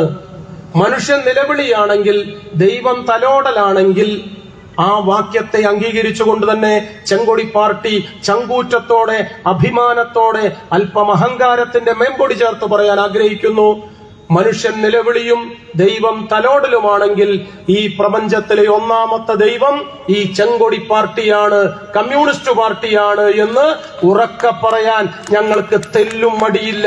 രാഷ്ട്രീയം നമ്മോടത് ശരിയാം വിധം ശരിവെക്കുന്നുണ്ട്, വിശദീകരിക്കുന്നുണ്ട്.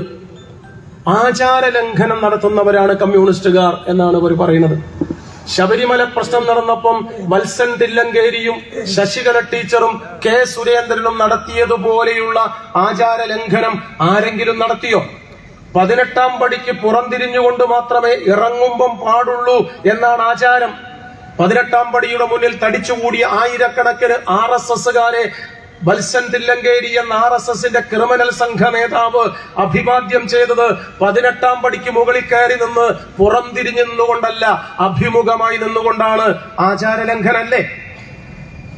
ഗണേശോത്സവം കേട്ടിട്ടുണ്ടോ നിങ്ങൾ? ഗണേശോത്സവം, ഭഗവാൻ ഗണപതിയുടെ വിഗ്രഹം പ്ലാസ്റ്റർ ഓഫ് പാരീസിലും പേപ്പറിലൊക്കെ ഉണ്ടാക്കി തെരുവുകളിൽ സ്ഥാപിക്കുന്ന പരിപാടിയാ. അത് ആചാരാണോ? അല്ല, ലംഘനമാണ്. കഴിഞ്ഞ ദിവസം ഞാൻ കോഴിക്കോട്ട് ഒരു പരിപാടിയും കഴിഞ്ഞ് വീട്ടിലേക്ക് പോകുമ്പോൾ നട്ടപ്പാതിരക്ക് മൊബൈൽ ടോർച്ചിന്റെ ലൈറ്റിന്റെ വെളിച്ചത്തിൽ ഇങ്ങനെ പോകുമ്പോൾ ഒരു ഗണേശ വിഗ്രഹം, അത് ഗണേശോത്സവത്തിന്റെ ഭാഗമായി RSS വെച്ചതാ. നോക്കുമ്പോ എവിടെയാണെന്നറിയോ? അഴുക്കുചാലിന് മേലെ പലകയടിച്ച് പ്ലാറ്റ്ഫോം ഉണ്ടാക്കി അതിലാ വെച്ചത്. അടിയില് ഭഗവാൻ ഗണപതിയുടെ വാഹനം പൊളച്ചു പോവുക. ഏത്? എലിയെ. അഴുക്കുചാലായതുകൊണ്ട്. അഴുക്കുചാലിൽ എലി പുളയ്ക്കുന്ന, പുഴുനുരയ്ക്കുന്ന, ദുർഗന്ധം വമിക്കുന്ന അഴുക്കുചാലിനു മേലെ പലകയടിച്ച് പ്ലാറ്റ്ഫോം ഉണ്ടാക്കി ഭഗവാൻ ഗണപതിയെ സ്ഥാപിക്കാൻ ഏതു മതഗ്രന്ഥമാണ് നിങ്ങൾക്ക് അരനിമിഷമെങ്കിലും ആയുസ് നൽകുന്നത്, അനുമതി നൽകുന്നത്? വിശദീകരിച്ചാൽ ഞങ്ങൾക്കറിയാം, നിങ്ങൾ കേൾക്കാൻ താല്പര്യമുണ്ട്. കേരളത്തിലെ കുഴിക്കാട്ടുപച്ച, തന്ത്ര സമുച്ചയം, ഇതൊക്കെ ഹിന്ദു മതവിശ്വാസം അനുസരിച്ച് ക്ഷേത്രപ്രതിഷ്ഠ, ആചാരം, അനുഷ്ഠാനം ഇവയൊക്കെ കുറിച്ച് പറയുന്ന പുസ്തകങ്ങളാ. ആ പുസ്തകത്തിൽ എവിടെയെങ്കിലും ഉണ്ടോ? ഏതെങ്കിലും ഉപനിഷത്തിലുണ്ടോ? ഏതെങ്കിലും പുരാണത്തിലുണ്ടോ? ഏതെങ്കിലും ഇതിഹാസത്തിലുണ്ടോ? ഇല്ല. ഇവരാണിത് നടത്തിക്കൊണ്ടിരിക്കുന്നത്. പിന്നെ ദൈവത്തെ പരിഹസിക്കുന്നവരാരെങ്കിലും ഉണ്ടെങ്കിൽ അവരെ ശിക്ഷിക്കേണ്ടത് ആരാ? BJP ആണോ? അല്ല. CPM ആണോ? കോൺഗ്രസ് ആണോ? അല്ല. നമുക്കെന്താ അധികാരം അതിന്? കഴിഞ്ഞ ദിവസം എന്റെ വീടിന്റെ അടുത്തുള്ള ചെറുപ്പക്കാരൻ നന്നേ ചെറിയ കുട്ടിയെയും കൂട്ടി അമ്പലത്തിൽ പോയി. എന്റെ വീടിന്റെ അടുത്തുള്ള അമ്പലത്തിന് മുന്നിലെത്തിയപ്പോ കുട്ടി ആകെ പേടിച്ചു. അമ്പലത്തിന്റെ മുന്നിൽ കരിങ്കല്ലിൽ കൊത്തിയ ഒരു സിംഹപ്രതിമ, ശില്പിയുടെ ചാതുര്യം കൊണ്ട് സിംഹപ്രതിമ ഒറിജിനൽ ആണെന്ന് തോന്നും, സിംഹം പോലെ തോന്നിക്കുക ചെറിയ കുട്ടിക്ക്. കുട്ടി അച്ഛനോട് പറഞ്ഞു, അച്ഛാ ഞാൻ അമ്പലത്തിനകത്തേക്കില്ല, ഇതെന്നെ കടിക്കും. അച്ഛൻ പരിഹാസത്തോടെ പറഞ്ഞടാ പൊട്ട, അത് കരിങ്കല്ലുകൊണ്ട് ഉണ്ടാക്കിയതാ, അതിന് ശിക്ഷിക്കാനും രക്ഷിക്കാനും ഒന്നും ആവൂല. കള്ളച്ചിരി ചിരിച്ച് കുസൃതിയോടെ കുഞ്ഞ് അച്ഛനോട് ചോദിച്ചു, അപ്പൊ അമ്പലത്തിലെ ശ്രീകോവിലിന്റെ അകത്തുള്ളത് എന്തുകൊണ്ട് ഉണ്ടാക്കിയതാണ്? ശിക്ഷിക്കേണ്ടത് ദൈവമാണെങ്കിൽ ആ കൊച്ചിനെ ശിക്ഷിച്ചോട്ടെ എന്ന്. ലോക്കൽ കമ്മിറ്റി സെക്രട്ടറിക്കും മണ്ഡലം പ്രസിഡന്റിനും മുസ്ലിം ലീഗിന്റെ ശാഖാ പ്രസിഡന്റിനും എന്ത് അധികാരം? അമ്പലത്തിൽ കയറി പ്രാർത്ഥിച്ച് പ്രസാദം വാങ്ങി അവിടുത്തെ കാണിക്ക വഞ്ചിയിൽ 500 രൂപ ഇട്ടു അച്ഛൻ. മോനും കൂടി തിരിച്ചു പോരുക. അമ്പലത്തിന് മുന്നിലെ പുല്ല് വിരിച്ച പാതയിൽ ഒരു വൃദ്ധൻ കീറത്തോർത്ത് വിരിച്ച് ഭിക്ഷ യാചിച്ചുകൊണ്ടിരിക്കുക, വല്ലതും തരണേന്ന് പറഞ്ഞിട്ട്. അച്ചി പിശുക്കന അച്ഛൻ. നല്ല വേനൽക്കാലത്ത് കിണറ്റിലേക്ക് ബക്കറ്റ് ഇടും പോലെ കൈയിന്റെ വിരൽ രണ്ടും അകത്തേക്ക് പോക്കറ്റിലേക്ക് ഇട്ടിട്ട് 2 മണിക്കൂർ തിരിച്ച് 1 ഉറുപ്പിക നാണയം എടുത്തിട്ട് കഴവന്റെ കീറത്തോർത്തിലേക്ക് ഇട്ടു. 1 രൂപ നാണയം. ഇത് കണ്ടു നിന്ന കൊച്ച് അച്ഛനോട് ചോദിച്ചു, അച്ഛാ ഇയാളെക്കാൾ കഷ്ടാണല്ലേ അകത്തുള്ള ആളെ സ്ഥിതി? അകത്ത് 500, ഇവിടെ 1 രൂപയാ. ഈ പയ്യനെ ശിക്ഷിക്കാൻ ആർക്കാ അധികാരം? പാർട്ടി ലോക്കൽ സെക്രട്ടറിക്കാണോ? അല്ല, ഭഗവാനുണ്ട്, അങ്ങേര് ശിക്ഷിച്ചോട്ടെ എന്ന്. അള്ളാഹുവിനുണ്ട്, അയാളത് നിർവഹിച്ചോട്ടെ. കർത്താവിനുണ്ട്, അത് നിർവഹിച്ചോട്ടെ, നമ്മളത് ഇടപെടണ്ട. ഇപ്പൊ എന്റെ നാട്ടിലൊക്കെ ഇവിടെ ഉണ്ടോന്ന് എനിക്കറിയില്ല, കുറുപ്പമ്പടിയിലുണ്ടോന്ന് അറിയില്ല. ഞങ്ങളുടെ കമ്മ്യൂണിസ്റ്റ് പാർട്ടി അനുഭാവികളും സഖാക്കളുമായ ഒരു 65-70 വയസ്സ് പ്രായമുള്ള ഹിന്ദു മതവിശ്വാസികൾക്കിടയിൽ ഒരു വിശ്വാസമുണ്ട് ഞങ്ങളുടെ നാട്ടിലൊക്കെ. കോഴിക്കോട്ട് മരിച്ച വീട്ടിൽ പോയി തിരിച്ചു വീട്ടിലേക്ക് വരുമ്പം ഒന്ന് കുളിച്ച് വസ്ത്രം മാറി ശുദ്ധി വരുത്തണം. ഇവിടെ ഉണ്ടോന്ന് എനിക്കറിയില്ല. പ്രായമുള്ള മുത്തശ്ശിമാരൊക്കെ അങ്ങനെയാ. എന്റെ വീടിന്റെ അടുത്തൊരു ജാനുവെടുത്തി ഉണ്ട്, ഗംഗാധരേട്ടനും ഉണ്ട്. രണ്ടാളൊരു മരിച്ച വീട്ടിൽ പോയി. ഞാൻ കണ്ടതാ അവര് മരിച്ച വീട്ടില്. ശവമെടുത്തു, ചുടലയിലേക്ക് ആള് പോയി, ആളുകളെല്ലാം പിരിഞ്ഞു. ജാനുവെടുത്തി വേഗം വന്നിട്ട് മരുവോളോട് പറഞ്ഞു, മോന്റെ ഭാര്യയോട്, എടി ഒരു മുണ്ടും പാവാടയും ബ്ലൗസും എടുത്തിട്ട് കുളിമുറിയുടെ വാതിലിൽ ചേർത്തിട്, ഞാൻ മരിച്ചെടുത്ത് പോയി വരിക, ഒന്ന് കുളിച്ച് മാറ്റിയിട്ട് കയറാം. മരുമകള് കൊണ്ടുകൊടുത്ത വസ്ത്രം ധരിച്ച് കുളിച്ച് ശുദ്ധിയായി ജാനുവെടുത്തി ഉമ്മറത്തു കൂടെ അങ്ങനെ കയറി വരിക. രണ്ടാളും കമ്മ്യൂണിസ്റ്റാട്ടോ. ഗംഗാധരേട്ടൻ ദൈവം സഹായിച്ചിട്ട് കയ്യിന്റെ വിരല് പോലും വെള്ളം തൊടിയിച്ചിട്ടില്ല. കാലിന്റെ മേലെ കാലും കയറ്റി വെച്ച് കട്ടിക്കണ്ണടയിലൂടെ കണ്ണു വായിച്ച് ദേശാഭിമാനിയുടെ എഡിറ്റ് പേജിൽ വന്ന ദാർശനിക ലേഖനം ഞാൻ അമർത്തി വായിക്കുക. ജാനുവരിക്ക് നട്ടപ്രാന്ത് നെറുന്തലയ്ക്ക് കയറുക എന്നാ കോഴിക്കോട്ട് പറയുക. ഭ്രാന്ത് തലയെ കയറിയിട്ട് ഉറക്കെ ജാനുവരി ഭർത്താവ് ഗംഗാധരേട്ടനോട്, ഒന്റെ മനുഷ്യ, മരിച്ചെടുത്ത് പോയി വന്നതല്ലേ, ഒന്ന് കൈയും കാലും ഒന്ന് കഴുകിയിട്ട് ഉമ്മറത്തേക്ക് കയറിക്കൂടേ. അപ്പൊ ഗംഗാധരേട്ടന്റെ ഒരു ഉളുപ്പില്ലാത്ത ചോദ്യം ജാനുവരിനോട്, അല്ല ജാനുവോ, ഈ മരിച്ചെടുത്ത് പോകുമ്പം മൊബൈൽ ഫോൺ കൊണ്ടോയില്ലേ, അത് വെള്ളത്തിൽ മുക്കിയോന്ന്. പടച്ചോനെ, ബ്രാഞ്ച് സെക്രട്ടറിയും കൂട്ടി 3 ദിവസം മെനക്കെട്ടിട്ടാ വിവാഹമോചനം ഒഴിവാക്കിയത് ഞാൻ. മനസ്സിലായോ നിങ്ങൾക്ക്? ഞാൻ ആക്ഷേപിക്കാൻ പറഞ്ഞല്ല. സഖാവ് ഗംഗാധരൻ ഇങ്ങനെ പറയാനും സഖാവ് ജാനുവിന് ഇങ്ങനെ ആചരിക്കാനുമുള്ള സ്വാതന്ത്ര്യത്തെയാണ് സഖാവ് കോടിയേരിയുടെ പാർട്ടി ചെങ്കൊടി പ്രസ്ഥാനം സഖാക്കളെ ജനാധിപത്യ മതനിരപേക്ഷത അഥവാ മതനിരപേക്ഷ ജനാധിപത്യം എന്ന് വിളിക്കുന്നത്. അത് RSSകാരന്റെ അടുക്കളയിൽ അപ്പം ചൂടാൻ കൊണ്ടുവച്ച അരിപ്പൊടിയെടുത്ത് ആനുകൂല്യമായി തെരുവിലേക്ക് കൊടുത്തതല്ല. ചോരകിനിയുന്ന ചതിപ്പുനിലങ്ങളിലൂടെ നടത്ത പൂർത്തീകരിച്ച് ത്യാഗത്തിന്റെ ബലിക്കല്ലുകളിൽ സ്വജീവിതവും ശിരസും സമർപ്പിച്ച് പടയോട്ടത്തിന്റെ ഭൂമികളിൽ പ്രാണൻ പതിരുപോലെ പകുത്തു നൽകി പഴയ തലമുറയിലെ പോരാളികൾ പുതിയ തലമുറയിലെ നമുക്ക് പിടിച്ചു വാങ്ങി തന്നതാണ് എന്ന ബോധമുണ്ടാകണം. എങ്കിൽ നമുക്ക് സുരേഷ് ഗോപി എന്ന ഭീകരവാദിയുടെ വിവരദോഷിയുടെ മുഖമടച്ചാട്ടാൻ ആശ്വാസവും ആവേഗവും കിട്ടും, ഊർജവും ഉശിരുമുണ്ടാകും. മനസ്സിലായില്ലേ? അടുത്ത ജന്മത്തിൽ ബ്രാഹ്മണനായി ജനിക്കണം എന്ന് പറഞ്ഞ വൃത്തികെട്ടവനായ ആള്. മനസ്സിലായില്ലേ? എന്തെല്ലാം വിവരക്കേടയാള് പറയുന്നത്. കഴിഞ്ഞ ദിവസം പറഞ്ഞു, ഞാൻ രാജാവും നിങ്ങൾ പ്രജകളുമാണ്, എന്റെ കൂലി എന്ന് പറഞ്ഞാൽ MP എന്ന മന്ത്രി എന്ന നിലയിലുള്ള ശമ്പളം ഒരു ചില്ലിക്കാശും ഞാൻ വാങ്ങിയിട്ടില്ല, അത് പ്രജകളുടെ പിച്ചച്ചട്ടിയിലേക്ക് പോയിട്ടുണ്ട്. ഭാഷ നോക്കൂ നിങ്ങൾ. ആ രാഷ്ട്രീയത്തെ നമുക്ക് ശരിയായി വിലയിരുത്താനാവണം, സത്യസന്ധമായി വിലയിരുത്താനാവണം. ആ രാഷ്ട്രീയം നാം ഉറക്കെ പറയണം.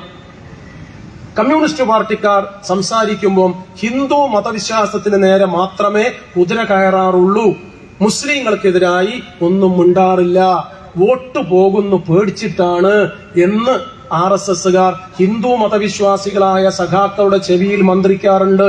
അപകടമാണത്. ശരിയല്ലേ എന്ന് ചിലർക്ക് തോന്നാറുണ്ട്. ആപത്താണത്. അമ്പലം വിശ്വാസികൾക്ക് കമ്മ്യൂണിസ്റ്റുകാർക്കല്ല. കേൾക്കുമ്പോൾ അങ്ങനെ തോന്നുന്നുണ്ടോ? ഇല്ല. നമ്മുടെ നിലപാടെന്താ? അമ്പലം വിശ്വാസികൾക്ക് ഒരു വാചകം കൂടി ചേർത്താൽ മതി. അമ്പല ഭരണം വിശ്വസ്തർക്ക്. കക്കരുത്, മുക്കരുത്, വീട്ടിൽ കൊണ്ടുപോയി ആക്കരുത്. ഇത്രയേ ഉള്ളൂ. ഉണ്ണികൃഷ്ണൻ പോറ്റി പോയതുപോലെ ശബരിമലയിലെ ചെമ്പുപാളി പൊളിച്ച് അപ്പുറത്ത് കൊണ്ടുപോയി കച്ചവടം ചെയ്യരുത്, സ്വർണം പൂശാതെ തിരിച്ചു കൊടുക്കരുത്. അതാ നമ്മൾ പറഞ്ഞത്. അമ്പലം വിശ്വാസികൾക്ക്, അമ്പല ഭരണം വിശ്വസ്തർക്ക്.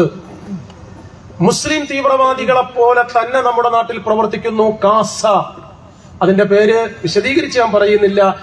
ക്രിസ്ത്യൻ മത തീവ്രവാദത്തിന് പിന്തുണ നൽകുന്ന പ്രസ്ഥാനം, സുരേഷ് ഗോപി അംഗീകരിക്കുന്ന പ്രസ്ഥാനം, അമിത്ഷാക്ക് ഹലേലൂയ പാടുന്ന പ്രസ്ഥാനം, RSSകാരെ അരമനകളിലേക്ക് ആമോദത്തോടെ ആഹ്വാനം ചെയ്ത് സ്വീകരിക്കുന്ന പ്രസ്ഥാനം, മണിപ്പൂരിൽ കത്തിയെരിയുന്ന വീടുകളും ചോരയൊലിക്കുന്ന പാവപ്പെട്ടവന്റെ നെഞ്ചകവും എന്താണെന്ന് തിരിച്ചറിയാൻ സന്നദ്ധതയില്ലാത്ത ചില കൂട്ടർ നമ്മുടെ നാട്ടിലുണ്ട്.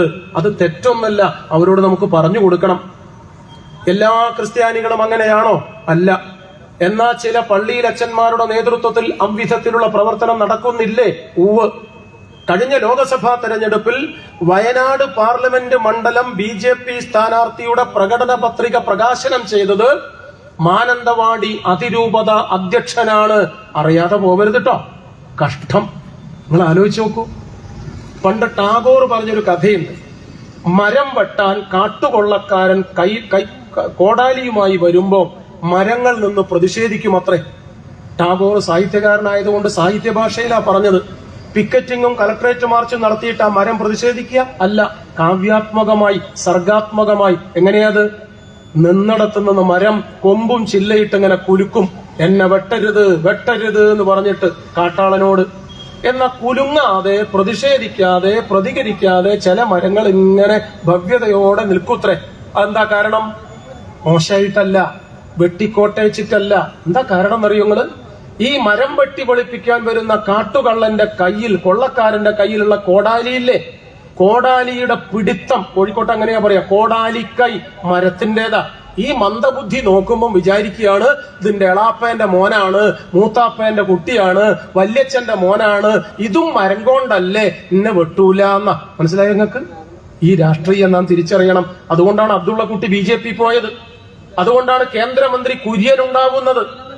RSSകാർ ക്രിസ്ത്യാനികളോട് എങ്ങനെയാണ് പെരുമാറുന്നത് എന്നൊരു തവണ വായിച്ചറിഞ്ഞാൽ നമ്മുടെ നിലപാട് എന്താണെന്ന് അവരോട് പറയാൻ എളുപ്പമാണ്. മഹാനുഭാവനായ സന്യാസി ശ്രേഷ്ഠൻ സ്വാമി വിവേകാനന്ദൻ പറഞ്ഞു, അദ്ദേഹത്തിന്റെ കാലത്താണ് ഞാൻ ജീവിച്ചിരുന്നത് എങ്കിൽ, യേശുദേവനെ കുറിച്ച്, എന്റെ ഹൃദയം തുടിക്കുന്ന രക്തം കൊണ്ട് ആ മഹാനുഭാവന്റെ പാതാരവിന്ദങ്ങൾ ഞാൻ കഴുകിക്കൊടുക്കുമായിരുന്നു. യേശുക്രിസ്തുവിനെ കുറിച്ച്. RSSകാർ എന്താ ചെയ്യുന്നത്? RSSകാര് ചെയ്യുന്നത് കന്യാസ്ത്രീ മഠങ്ങൾ ആക്രമിക്കുന്നു, ക്രിസ്ത്യാനികളുടെ മതാലയങ്ങൾ ആക്രമിച്ചു തകർക്കുന്നു, ബൈബിൾ അഗ്നിക്കിരയാക്കുന്നു, സുവിശേഷ പ്രചാരകരെ കണക്കിന് മർദ്ദിക്കുന്നു. ഇതല്ലേ നിലപാട്? RSSന്റെ നിലപാടതാണ്. എന്നിട്ടും നമ്മുടെ നാട്ടിലെ ചില മതപണ്ഡിതന്മാർ, ബഹുമാന്യരായ പിതാക്കന്മാർ, തെറ്റിദ്ധാരണ കൊണ്ടാണോ ബോധപൂർവമാണോ എന്നറിയില്ല, RSSന്റെ അരമനകൾക്ക് അരുമയായി കാവൽ നിൽക്കുന്നു എന്നത് അഭിശപ്തമാണ്, അനുകരണീയമല്ല, അപലപനീയമാണ് എന്ന് നാം തിരിച്ചറിയണം. മണിപ്പൂരിൽ RSSകാരൻ ചൊല്ലിയ പദ്യം, അവന്റെ ശാഖയെ പഠിപ്പിക്കുന്ന ഒരു പദ്യമുണ്ട്, ധ്വജപ്രണാമ ഗീതം എന്നാ. പറഞ്ഞാൽ കുറെ നേരം പോവും. നമസ്തേ സദാ വത്സലേ മാതൃഭൂമേ ത്വയാ ഹിന്ദുഭൂമേ സുഖം വർദ്ധിതോഹം മഹാമംഗളേ പുണ്യഭൂമേ. ഈ കുറെ ഉണ്ട്, ശ്വാസം മുട്ടിപ്പോതുകൊണ്ട് ഞാൻ പാടില്ല. മണിപ്പൂരിലെ കന്യാസ്ത്രീ മഠങ്ങൾ ആക്രമിക്കുമ്പോൾ RSSകാർ ഈ പദ്യം മാറ്റിച്ചൊല്ലി, നമസ്തേ സദാ കന്യാസ്ത്രീയെ ബലാത്സംഗം നമസ്തുഭ്യം നമ എന്നാക്കി മാറ്റി ഈ പരീക്ഷകൾ. എന്നിട്ട് അവരുടെ കൈമുത്താൻ അനുവദിച്ചു കൊടുക്കുന്ന പള്ളിയിലച്ചന്മാരുടെ നിലപാടിനെ അങ്ങേയറ്റ ആദരവോടെ ഞങ്ങൾ പറയട്ടെ, തിരുത്തണം പിതാക്കന്മാരെ, ദയവ് ചെയ്ത് ഈ നിലപാടുകൾ മനസ്സിലാക്കണം, അത്രേ ഞങ്ങൾ പറയുന്നുള്ളൂ. അഴുക്കുചാലിൽ അടിച്ചു പൂക്കുറ്റിയായി വീണ് കിടക്കുന്നവനെ നമ്മൾ എന്താ ചെയ്യുക?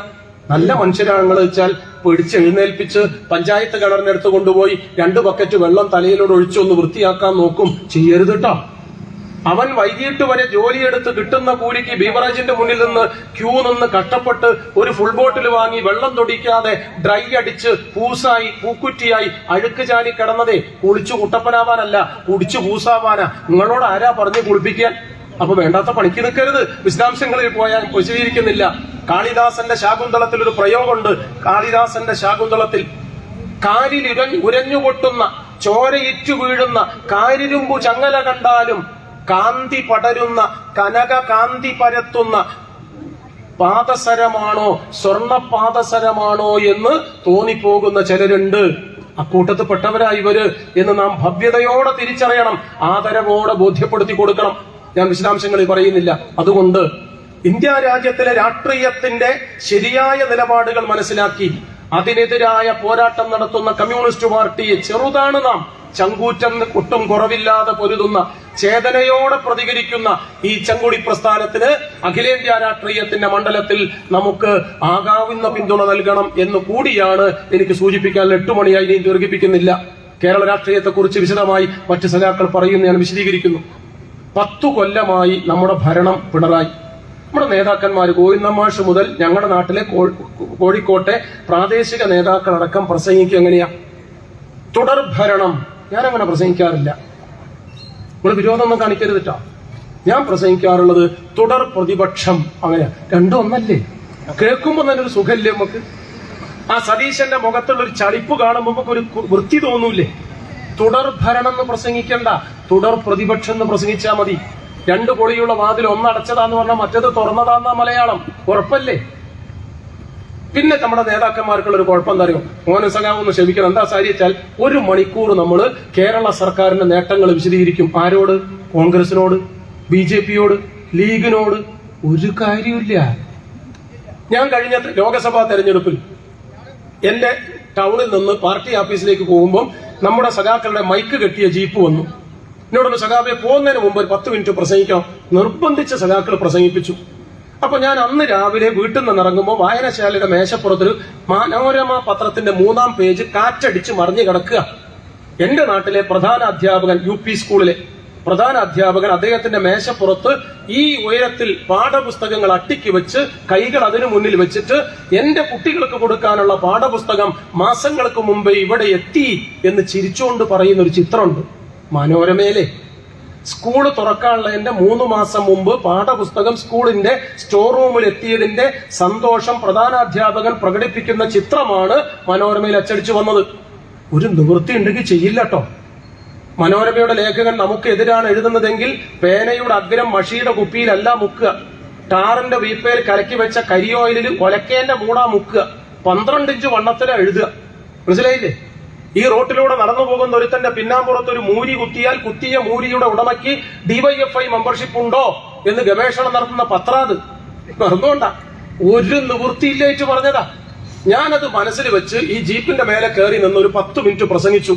കണ്ടോ BJPക്കാരെ, കേട്ടോ ലീഗുകാരെ, അറിഞ്ഞോ കോൺഗ്രസുകാരെ, ഞങ്ങളുടെ സർക്കാർ ഭരിക്കുമ്പോ സ്കൂള് തുറക്കാൻ 3 മാസം മുന്നേ പുസ്തകം എത്തിയിരിക്കുന്നു, നിങ്ങൾക്ക് എന്ത് പറയാനുണ്ട് എന്നൊക്കെ ബടായിയൊക്കെ പറഞ്ഞു ഞാൻ പാർട്ടി ഓഫീസിലേക്ക് പോയി.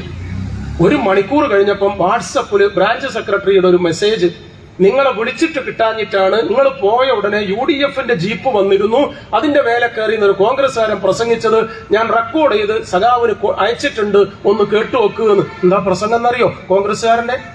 ഇവിടെ 1 മണിക്കൂർ മുമ്പ് ഒരുത്തം വന്ന് പ്രസംഗിച്ചു കമ്മ്യൂണിസ്റ്റുകാരൻ, 3 മാസം മുമ്പേ കുട്ടികൾക്ക് പാഠപുസ്തകം എത്തിച്ച ഗവൺമെന്റാണ് എന്ന്.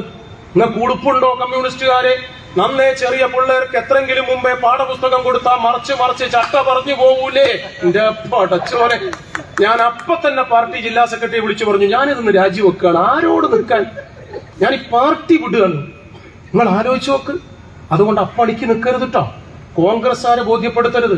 കോൺഗ്രസ്സുകാർ അടുത്ത ഭരണത്തിലേക്കുള്ള മുന്നേറ്റത്തില. കോൺഗ്രസ്സുകാർ ഐക്യത്തോടെ മുന്നോട്ട് പോവുകയാണ്. ഐക്യം നിങ്ങൾക്ക് അറിയില്ലേ? കഴിഞ്ഞ ഒരു 5-8 മാസം മുമ്പ് കാസർഗോഡ് നിന്ന് തിരുവനന്തപുരത്തേക്ക് UDFന്റെ അല്ല കോൺഗ്രസിന്റെ ഒരു ജാഥ, കോൺഗ്രസിന്റെ ജാഥ നയിച്ചത് സുധാകരനും PD സതീശനാ. രണ്ടാളും കൂടിയേ നയിക്കാനാവും, ഇല്ലെങ്കിൽ എന്താവുക നിങ്ങൾക്ക് അറിയാലോ. ഒരു പത്രസമ്മേളനത്തിൽ മൈക്ക് പിടിച്ചടിച്ച കഥയും എന്തോ ഒരു വിശേഷണം നടത്തിയ പ്രയോഗമൊക്കെ നിങ്ങൾക്ക് അറിയാലോ. ആ സുധാകരനും സതീശനും കൂടി നടത്തുന്ന നയിക്കുന്ന ജാഥയുടെ പോസ്റ്റർ അച്ചടിക്കാൻ തീരുമാനിച്ചപ്പോ അതിന്റെ ക്യാപ്ഷൻ ഏത് കനകോലൊക്കെ കൊടുത്ത ക്യാപ്ഷൻ, ഒരു തീ വരുന്നു, പിണറായിയെ ദയിപ്പിക്കാനേ ഒരു തീ വരുന്നു. അങ്ങനെ ആ പോസ്റ്റർ തീരുമാനിച്ച് തലക്കിത്തിരി വെളിവുള്ള കോൺഗ്രസ്സുകാർ പറഞ്ഞു അത് മാറ്റണം. അപ്പൊ ആള് ചോദിച്ചു എന്താ? അല്ല, അത് തീ വരുന്നു എന്ന് എഴുതി പോസ്റ്റർ അച്ചടിച്ച് VD സതീശന്റെ മോന്തയും കൂടി അച്ചടിച്ച് ആലേഖനം ചെയ്ത് അങ്ങാടി കെട്ടിയാൽ ആളുകൾ ഉയരം തികയാത്തതുകൊണ്ട് കോണി വെച്ചിട്ട് അതിന്റെ വലത്തെ ഭാഗത്ത് ഒരക്ഷരം കൂടി പൂരിപ്പിക്കും, പിന്നെ നമുക്ക് നിൽക്കാനാവൂല. നിങ്ങൾ വിചാരിക്കേണ്ട ഞാനത് ബാക്കി പറയുന്നു. കൊല്ലുകയാണെങ്കിൽ ഞാൻ പറയില്ല കേട്ടോ, പാർട്ടിക്ക് പറ്റിയ വർത്താനല്ല അത്. എന്നാലും ആശങ്കപ്പെട്ട് ഉറക്കത്തിനൊരു ബുദ്ധിമുട്ടുണ്ടാവും എന്നുള്ളതുകൊണ്ട് ഞാൻ ക്ലൂ തരാം. കോൺഗ്രസുകാർ നടത്താൻ തീരുമാനിച്ച ജാഥയുടെ പേര് പിണറായി ഭരണത്തെ അഗ്നിക്കിരയാക്കാൻ ഒരു തീ വരുന്നു. കോൺഗ്രസുകാർ തന്നെ സംശയിച്ചത് അത് മാത്രം എഴുതി സതീശന്റെ ഫോട്ടോ വെച്ചാൽ അതിന്റെ വലത്തെ ഭാഗത്ത് ഒരു അക്ഷരം എഴുതുന്ന. ഏതാ അക്ഷരം എന്ന് ഞാൻ പറയാം, മുഴുവൻ ഞാൻ പറയില്ല. നോട്ടം, ചാട്ടം, ഓട്ടം എന്നൊക്കെ ഉള്ളതിന്റെ 2ാമത്തെ അക്ഷരാന്ന് മനസ്സിൽ വെച്ചാൽ മതി. എന്നോട് വിരോധമൊന്നും തോന്നരുത്.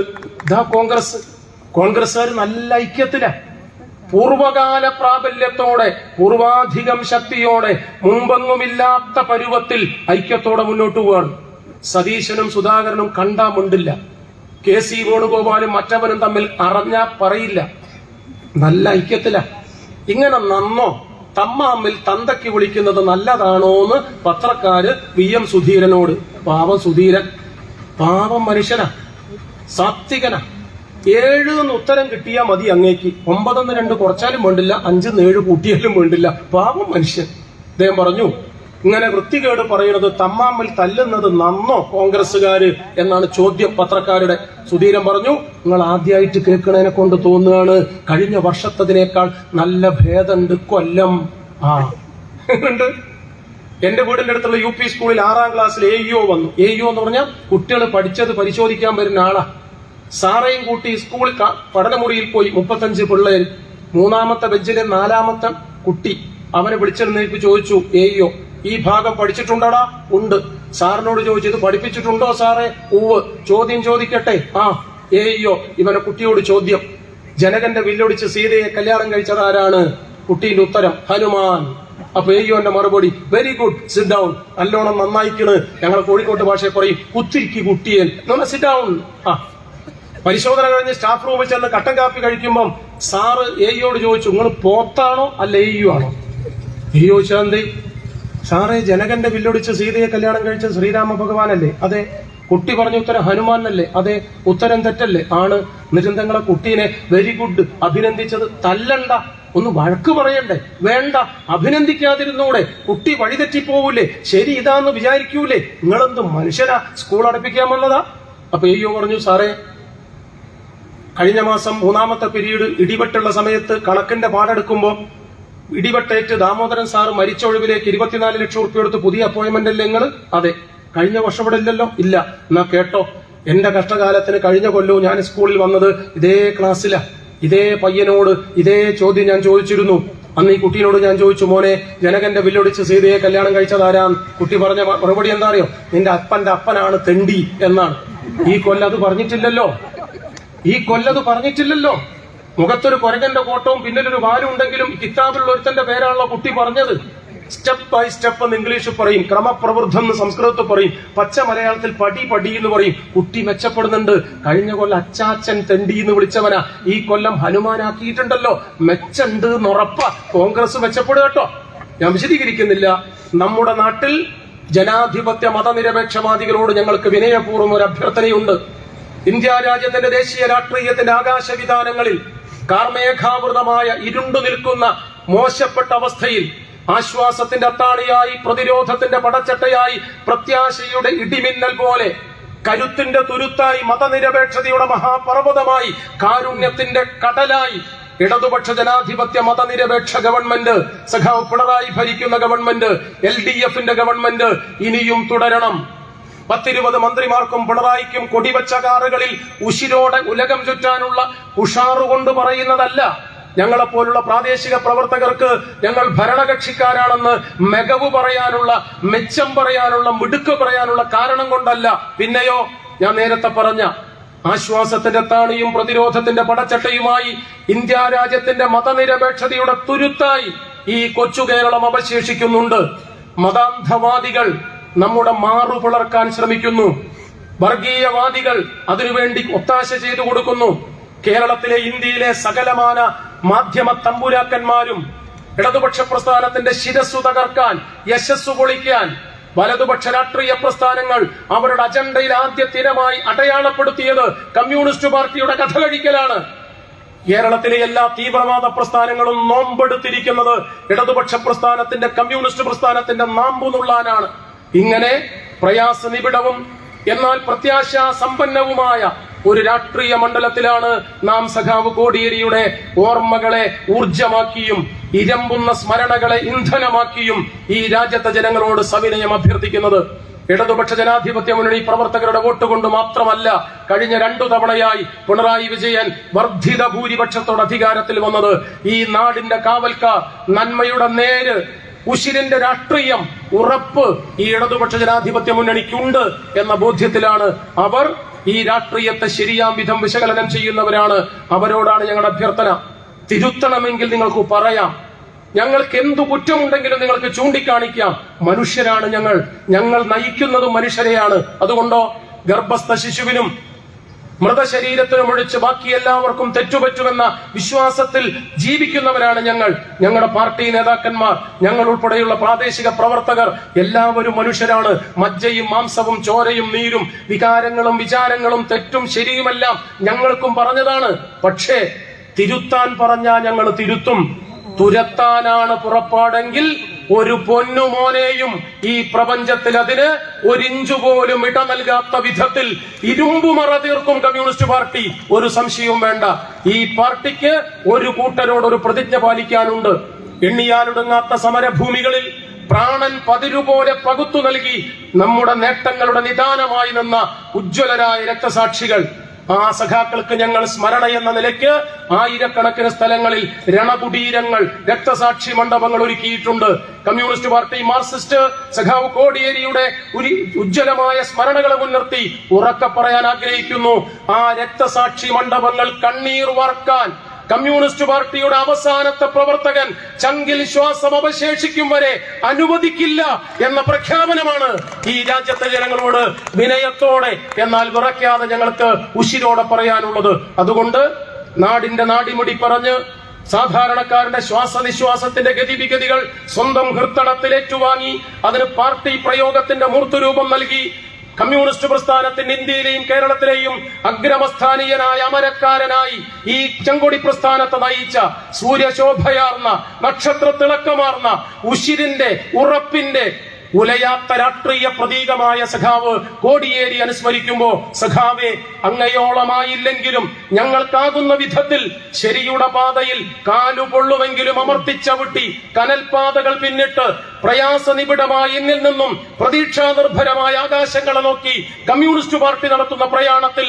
ചങ്കുപറിച്ചും നെഞ്ചുകൊടുത്തും ശിരസുതർപ്പണം ചെയ്തും രുധിരം സംഭാവന ചെയ്യേണ്ടി വന്നാൽ അതു നടത്തിയും കമ്മ്യൂണിസ്റ്റ് പാർട്ടിക്കൊപ്പം ഞങ്ങൾ ഉണ്ടാകുമെന്ന് പ്രതിജ്ഞ പുതുക്കലാണ് മറ്റെല്ലാ സഖാക്കളുടെയും എന്നതുപോലെ സഖാവ് കോടിയേരിയുടെ സ്മരണകൾക്ക് മുന്നിൽ നമുക്ക് സമർപ്പിക്കാൻ കഴിയുന്ന അർത്ഥപൂർണമായ അഞ്ജലി, സാർത്ഥകമായ സ്മരണ എന്നുകൂടി നിങ്ങളോട് സൂചിപ്പിച്ചുകൊണ്ട് മഹാനായ മനുഷ്യസ്നേഹി, ഉശിരനായ കമ്മ്യൂണിസ്റ്റ്, ഉജ്ജ്വലനായ ഭരണാധികാരി, എല്ലാ നിലയ്ക്കും തികഞ്ഞ കമ്മ്യൂണിസ്റ്റ് എന്ന നിലയിൽ നമ്മെ വിട്ടുപിരിഞ്ഞ അസുഖബാധിതനായി അകാലത്തിൽ നമുക്ക് നഷ്ടപ്പെട്ട സഖാവ് കോടിയേരിയുടെ ഇരമ്പിയാർക്കുന്ന കൊടുമുടി സമാനമായ ആകാശത്തോളം വിശാലവും സമുദ്രത്തെക്കാൾ അഗാധവുമായ ആ സ്നേഹ സാന്നിധ്യത്തിനു മുന്നിൽ ഈ പാർട്ടിയോടൊപ്പം നിങ്ങളോടൊപ്പം അദ്ദേഹത്തിന്റെ രണസ്മരണകളെ മുൻനിർത്തി ശിരസ് കുനിച്ച് ആദരാഞ്ജലിയും മുട്ടിചുരുട്ടി അഭിവാദ്യങ്ങളും അർപ്പിച്ചുകൊണ്ട് ഞാൻ എന്റെ വാക്കുകൾ അവസാനിപ്പിക്കുന്നു. സഖാക്കളെ, ലാൽ സലാം.